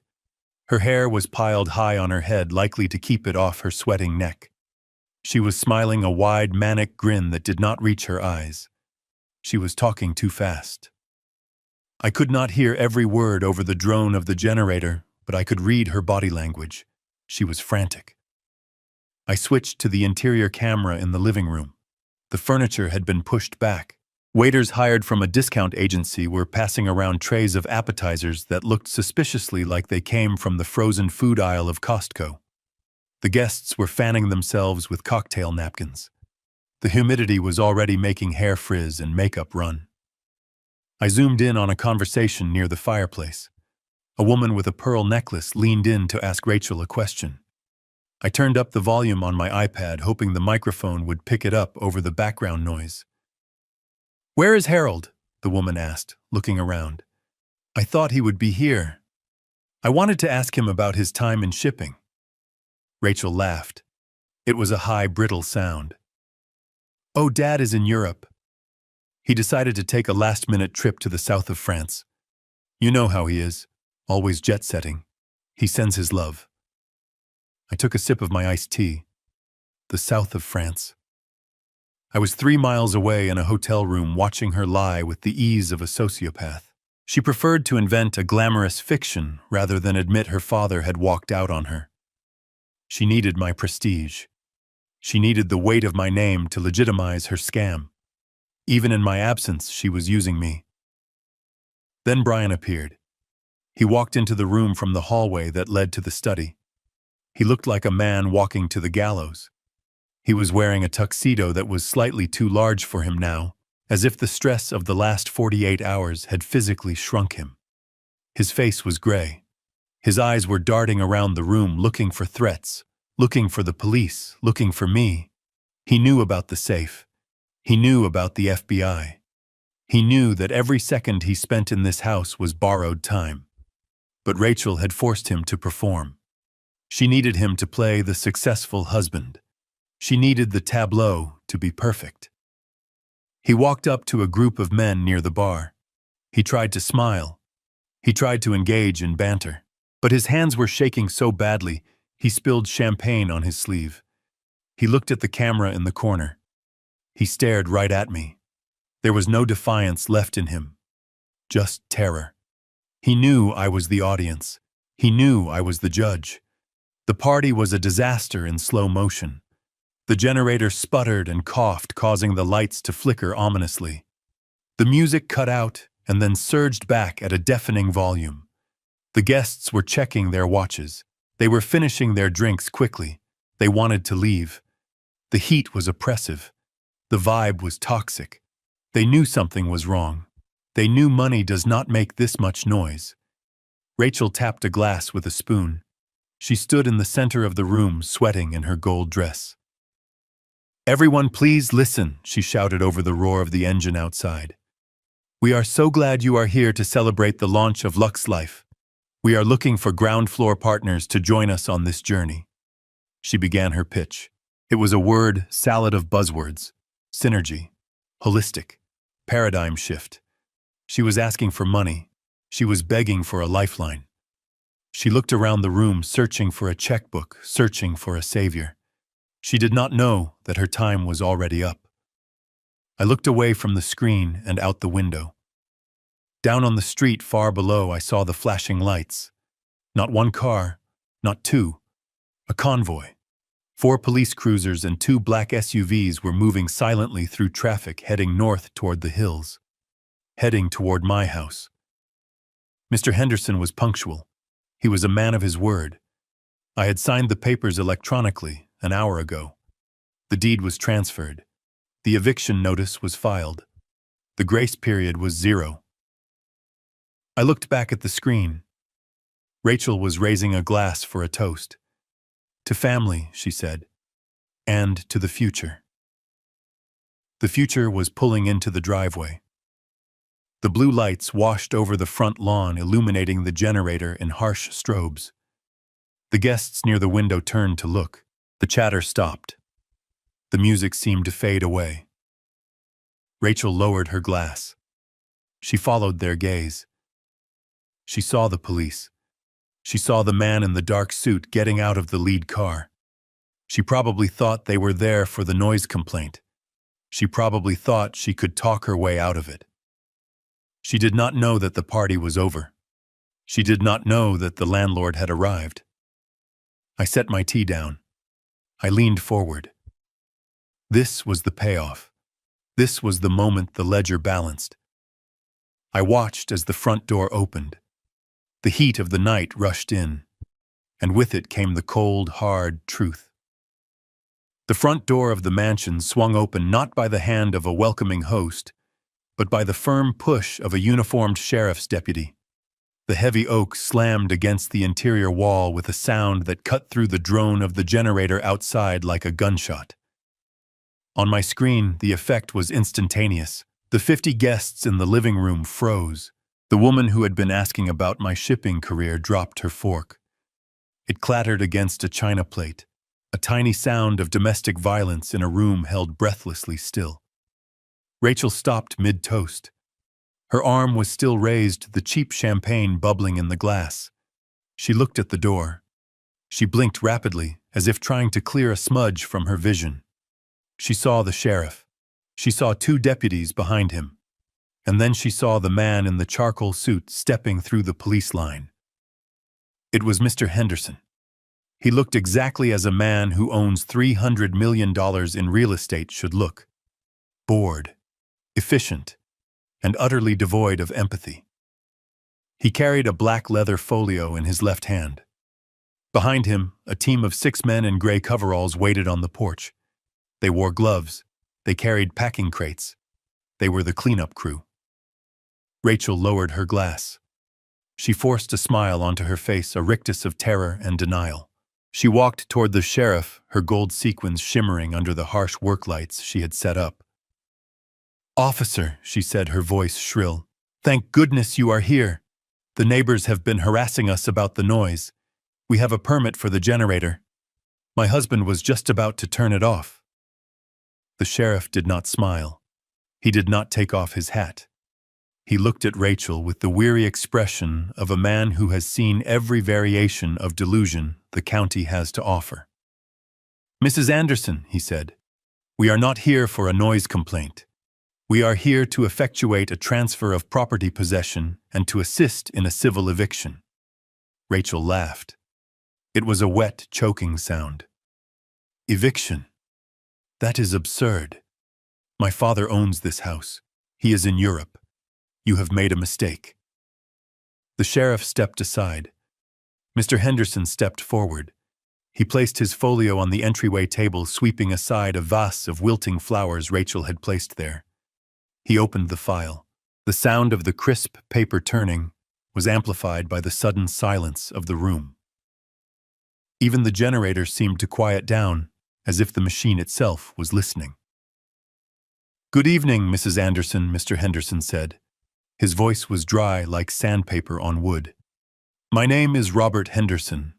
I am the managing partner of Henderson Property Holdings, and as of 48 hours ago, I am the sole owner of this estate." Rachel stared at him. The guests stared at him. Brian, who had been cowering near the bar, turned a shade of white that I did not know human skin could achieve. "You are lying," Rachel spat. "My father would never sell this house. It is my inheritance." Mr. Henderson pulled a document from the file. He held it up. It was a deed. A very specific type of deed. "Your father did not sell the house this week, Mrs. Anderson. He sold the title to my firm 6 months ago. He executed a life estate deed. Are you familiar with the term? Rachel shook her head dumbly. It means, Mr. Henderson continued, enjoying the moment, that your father transferred ownership to me, but retained the right to live on the premises for the remainder of his life. It is a common tool for estate planning. It allows the occupant to remain until death. Rachel let out a breath she didn't know she was holding. See, she said, turning to the guests. He still lives here. It is his house. You cannot throw us out. Mr. Henderson raised a finger. One finger. It silenced her immediately. However, he said, there is a clause, a specific condition written into the contract at Mr. Anderson's insistence. Clause 14, Section B, the voluntary vacation clause. It states that if the life tenant leaves the property for a period exceeding 48 hours without notifying the title holder, and if he surrenders his means of access, then the life estate is immediately terminated. The right of occupancy dissolves, and full possession reverts to the title holder. Immediate possession. Rachel's mouth opened. She looked like a fish on a dock. What she whispered. Mr. Henderson pulled out an evidence bag. Inside was a set of keys. The brass key, the silver key, the electronic fob. They were scratched. They had dirt on them. My landscaping crew found these in the rose bushes at the end of your driveway this morning, Mr. Henderson said. Your father threw them there on Friday night. He left the property. He has been gone for 96 hours. He did not notify me. Therefore, he has triggered the clause. He has voluntarily surrendered the estate. I took a sip of my tea in the hotel room.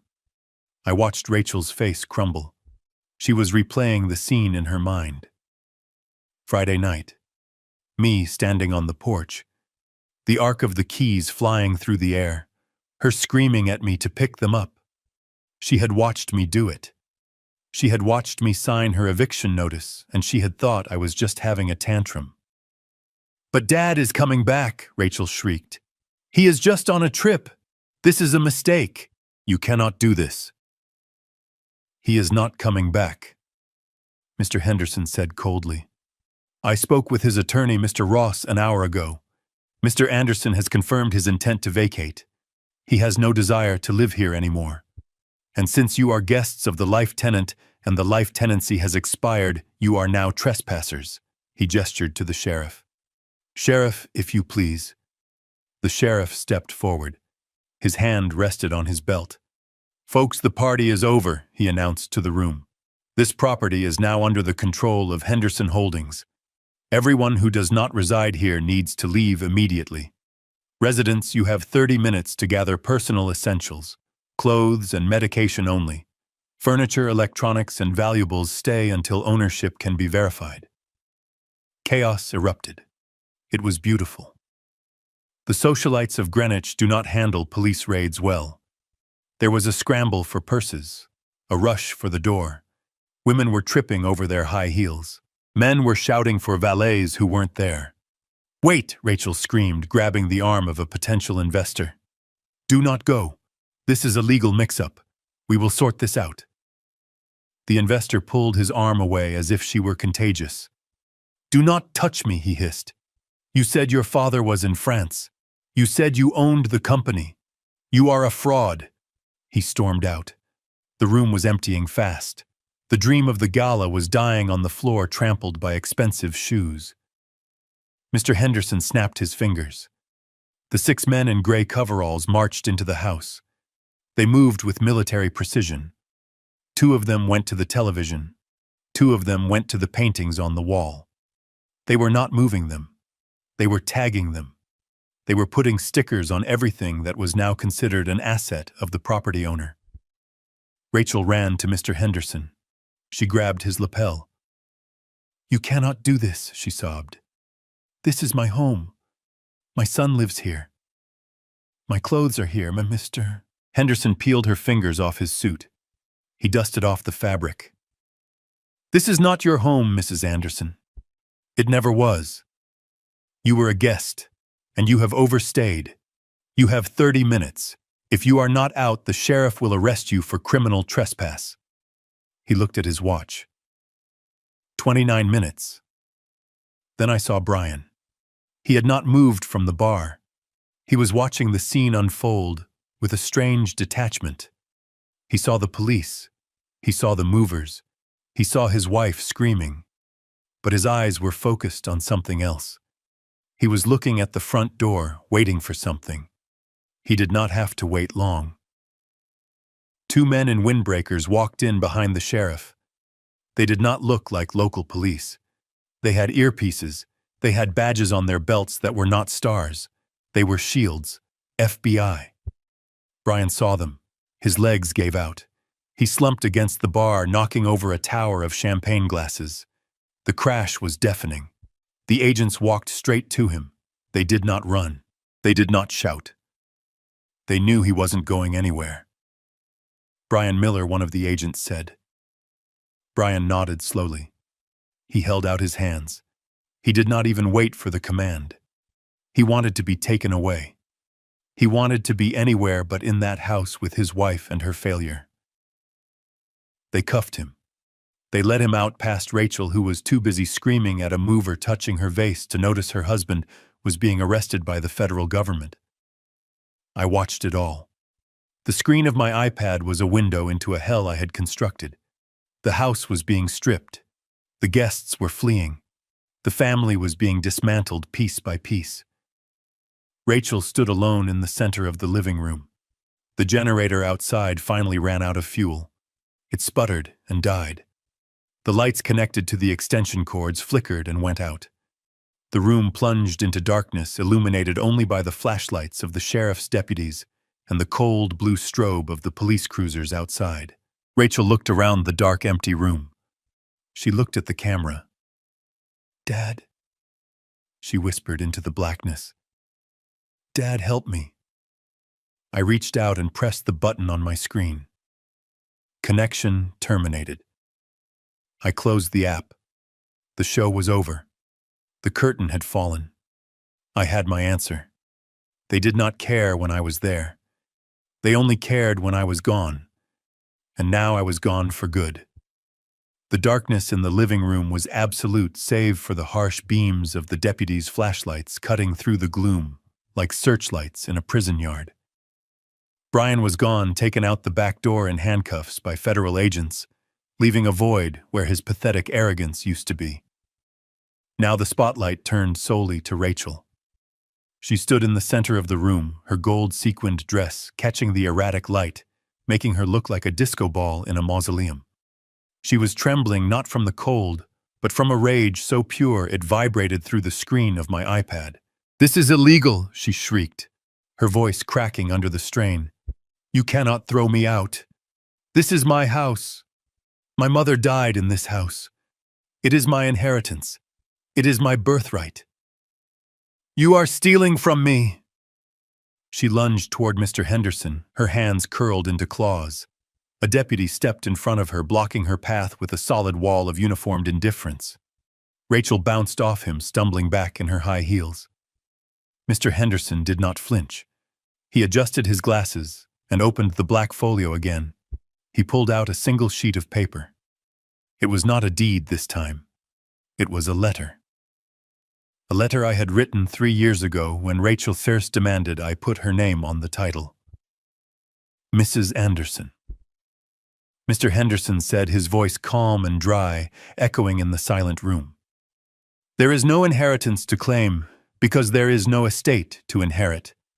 This document is a revocable license of occupancy signed by your father. Do you remember this?" Rachel stared at the paper. Her eyes widened.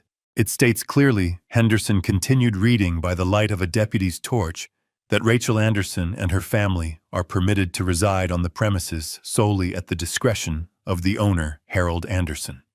It specifies that no rent is charged, but in exchange the occupants agree that they hold no tenancy rights, no equity interest, and no claim to the title.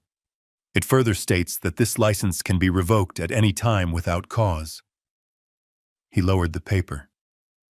"Your father did not just sell the house, Mrs. Anderson. He clarified your status years ago. You were never the owner. You were never the heir apparent. You were a charity case. A guest who was allowed to stay because of blood, not law. And tonight, the charity has ended. Rachel shook her head violently. No, she whispered. No, he wouldn't do that. He promised me. He said this was all for me. He promised you a home, Henderson corrected. He did not promise you a kingdom, and you repaid his generosity by telling him to shut up at his own dinner table. You repaid him by trying to commit him to a mental institution. You broke the contract, Mrs. Anderson. Moral and legal. He turned to the sheriff. Sheriff, please clear the building. We need to secure the assets. The sheriff nodded. He turned to the crowd of guests who were huddled near the foyer, clutching their designer purses and watching the drama with morbid fascination. These were the people Rachel had tried so hard to impress. The socialites, the influencers, the people she thought would validate her existence. Now they were witnesses to her complete dismantling. All right, folks, the sheriff bellowed. Party is over. Everyone out. This is now a crime scene and a foreclosure site. Go home. The stampede began. It was not dignified. There were no goodbyes. No one stopped to offer Rachel comfort. They just wanted to escape the taint of failure. As they shuffled past her, I could hear their whispers picked up by the high-fidelity microphone on the security camera. Did you hear that she was living here for free? I heard her husband stole money. She told me she owned the company. What a fraud. I am deleting her number. Rachel stood there listening to her social standing evaporate. She reached out to grab the arm of a woman she considered her best friend, a woman named Jessica who ran a boutique in town. Jess, wait, Rachel pleaded. Can I stay with you tonight? Just for a night, until I sort this out. Jessica pulled her arm away as if Rachel were burning. She smoothed her dress, looking at Rachel with cold, dead eyes. I don't think so, Rachel. I have a reputation to think about. And honestly, you still owe me for the dress you are wearing. She walked out, leaving Rachel alone in the dark. Ma'am, the deputy said, taking Rachel's arm.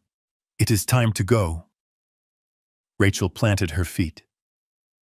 No, I am not leaving. You will have to drag me out. I am not going out there. Mr. Henderson sighed. He looked tired. He looked like a man who just wanted to go home to his own paid-off house. Sheriff, remove the trespasser. 2 deputies moved in. They grabbed Rachel by the arms. She screamed. It was a high, piercing sound that made the speakers on my iPad distort. She kicked and thrashed. Her gold dress ripped at the seam. Her carefully pinned hair came loose, falling in wild strands across her face. They marched her to the front door. She dragged her heels across the hardwood floors, leaving scuff marks that would have to be buffed out. They pushed through the open doorway and out onto the front porch. The humidity of the night hit her. The roar of the generator had stopped, but the air still thick with diesel fumes. The deputies did not stop at the porch. They marched her down the steps. Rachel stumbled. Her heel caught on the edge of the stone path. She fell. She landed hard on the front lawn.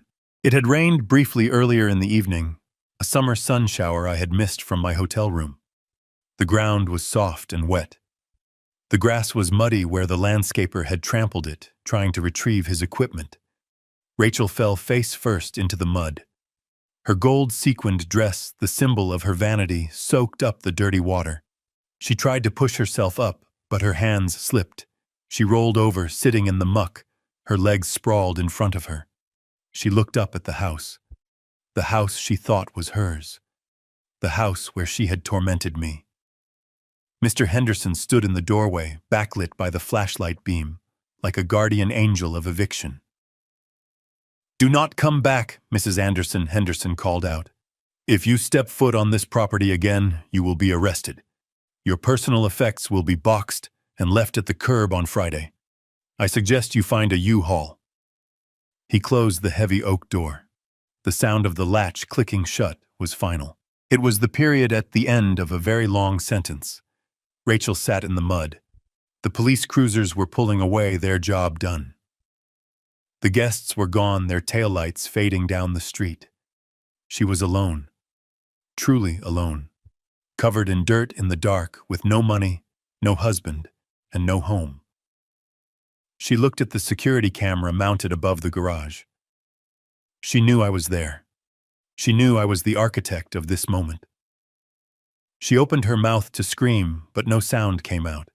She just slumped forward, burying her face in her muddy hands, and wept. It was not a cry for help. It was the sound of a reality check cashing itself. I watched for a moment longer. Then I reached out and closed the app. The screen went black. The show was over. I had my life back. I had my dignity back. And somewhere in the dark, Rachel was finally learning the lesson I should have taught her 20 years ago. You cannot bite the hand that feeds you and expect it to keep serving you dinner. 3 days after the lights went out in the mansion, I sat at a table at the saltwater grill overlooking the Long Island Sound. The sun was setting, casting a warm orange glow over the water. I was eating a lobster roll and drinking a glass of iced tea. I felt different. The constant tightness in my chest, the low-level anxiety that had been my companion for a decade, was gone. I felt light. I felt young. I looked at my reflection in the silverware. The lines on my face seemed less deep. The shadows under my eyes had vanished. Freedom, it turns out, is the best anti-aging cream money can buy. I saw them walking up the pier before they saw me. They looked like refugees from a failed reality show.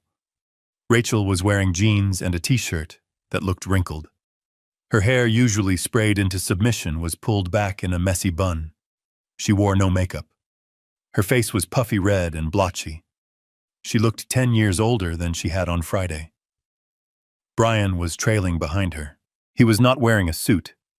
He was wearing sweatpants and a hoodie, even though it was 70 degrees. He walked with his head down. I noticed the bulge around his ankle under the fabric, an electronic monitoring bracelet. He was out on bail pending the federal indictment for wire fraud and embezzlement. His passport had been surrendered. His assets were frozen. He was a prisoner in his own skin. They stopped at my table. They did not ask to sit. They just collapsed into the empty chairs opposite me. The waiter approached, looking concerned, but I waved him away. "Hello, Rachel," I said. "Hello, Brian. You look tired." Rachel stared at me.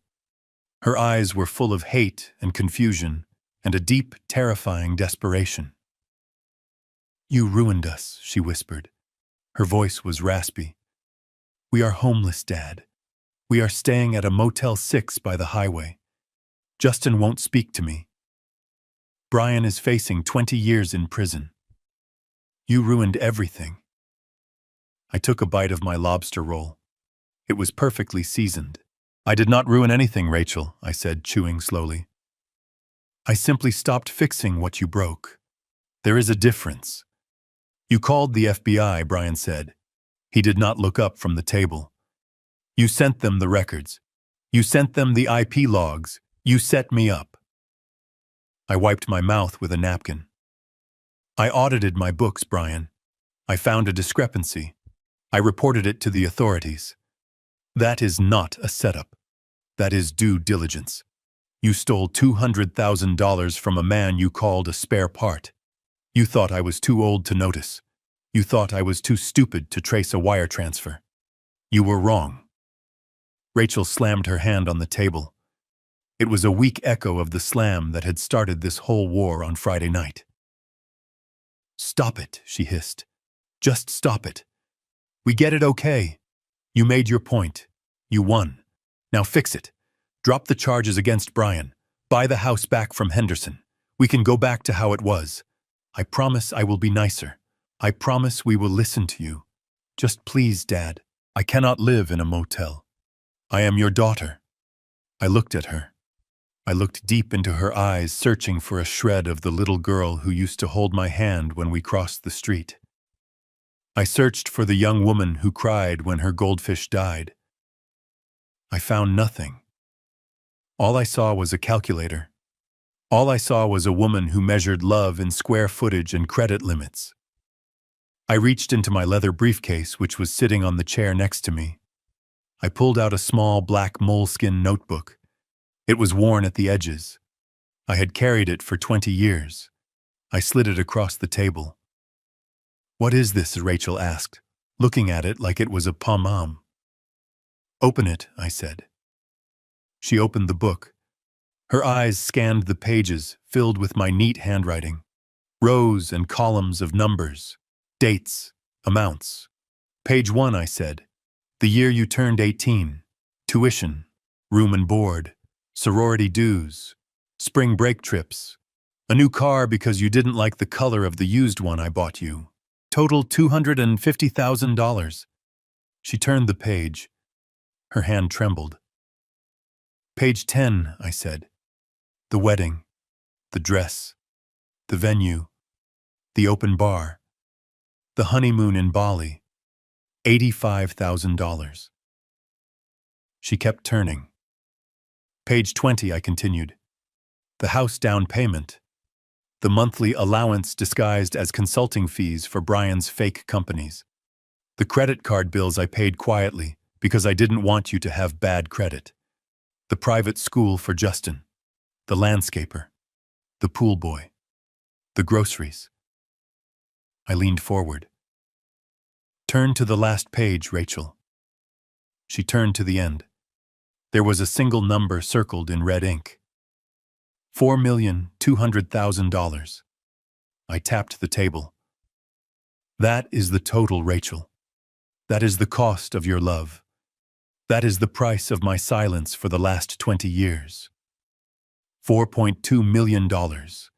I have paid for every meal you ate, every dress you wore, every mistake you made." Rachel looked up. Tears were streaming down her face now, so what she sobbed. "You are rich. You can afford it. What is money to you?" "It is not about the money," I said softly. "It is about the return on investment. In business, when you pour capital into a venture, you expect growth. You expect profit. Or at least you expect gratitude." I looked at Brian. I looked at Rachel. I poured $4 million into this family, and the return was zero. The return was disrespect. The return was theft. The return was you telling me to shut up at my own table and plotting to put me in a cage. I closed the notebook. I took it back. "I do not owe you anything anymore, Rachel. The ledger is balanced. I consider that $4 million the severance package. I bought my freedom, and it was worth every penny." I stood up. I dropped a $100 bill on the table for the waiter. Brian looked up finally. His eyes were red. "Where are you going, Hal?" he asked. I adjusted my blazer. I checked my watch. "I have a flight to catch, Brian, and you have a court date. I suggest you save your energy for the judge." I turned and walked away. "Dad!" "Wait!" Rachel screamed. "Dad, please don't leave us! What are we going to do?" I did not stop. I did not slow down. I walked out of the restaurant and into the warm sea breeze. I heard her crying behind me, a loud, ugly sound that drew stares from the other diners. But for the first time in my life, her tears did not make me stop. They were just noise. And I was done with noise. A black town car was waiting for me at the curb. The driver opened the door. "To the airfield, Mr. Anderson?" he asked. "Yes, James," I said. "To the airfield." I got in. The car pulled away.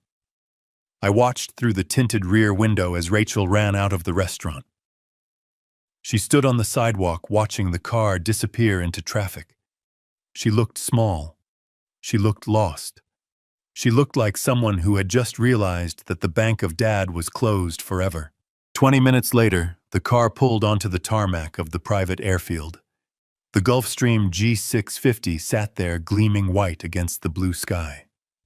It was a beautiful machine, a symbol of everything I had achieved and everything I had hidden.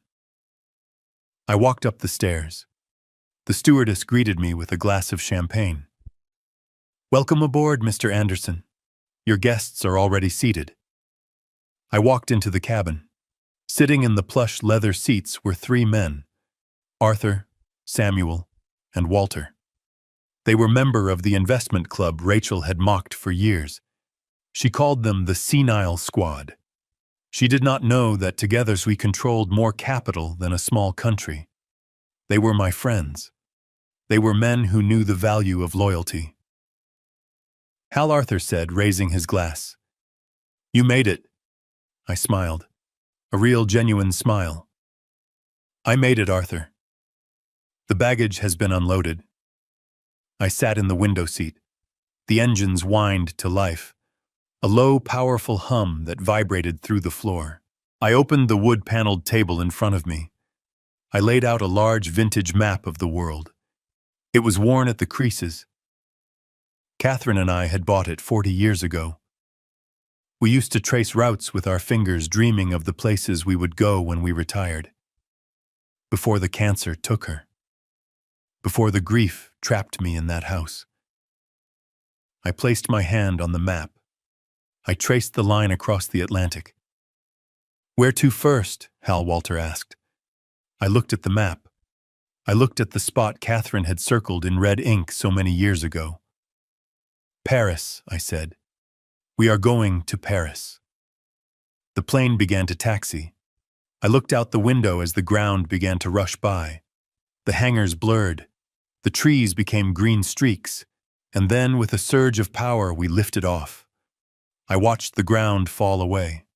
I saw the highways. I saw the coastline. I saw the sprawling suburbs of Connecticut. Somewhere down there in that grid of tiny houses was a mansion with no lights. Somewhere down there was a woman sitting in the dark, realizing that she was alone. They say family is everything. They tell you that blood is thicker than water.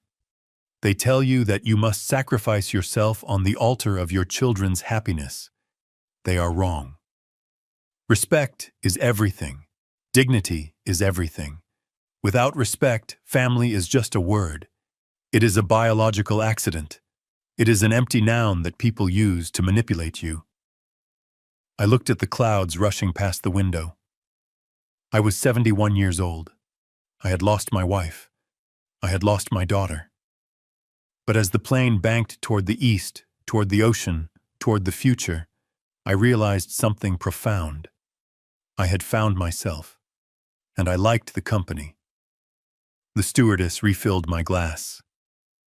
"To new beginnings, Mr. Anderson," she said. I raised the glass. The bubbles danced in the sunlight. "No," I whispered. "To the end of bad investments." I took a sip. It tasted like the sky. It tasted like the rest of my life. And for the first time in a long time, the view was spectacular. We are often taught that family loyalty is absolute, but Harold's story proves that blood is not a license for abuse. Generosity without boundaries isn't love. It is simply enabling toxicity. When you continuously fund disrespect, you aren't supporting your family. You are financing your own humiliation. Harold learned that the most expensive thing he ever paid for was the illusion of being needed. True peace only comes when you realize that your dignity is non-negotiable. Sometimes the greatest act of self-love is walking away from the people who only love you for what you can give them. If you believe Harold made the right decision to choose his dignity over his daughter, hit that like button and subscribe for more stories of justice served cold.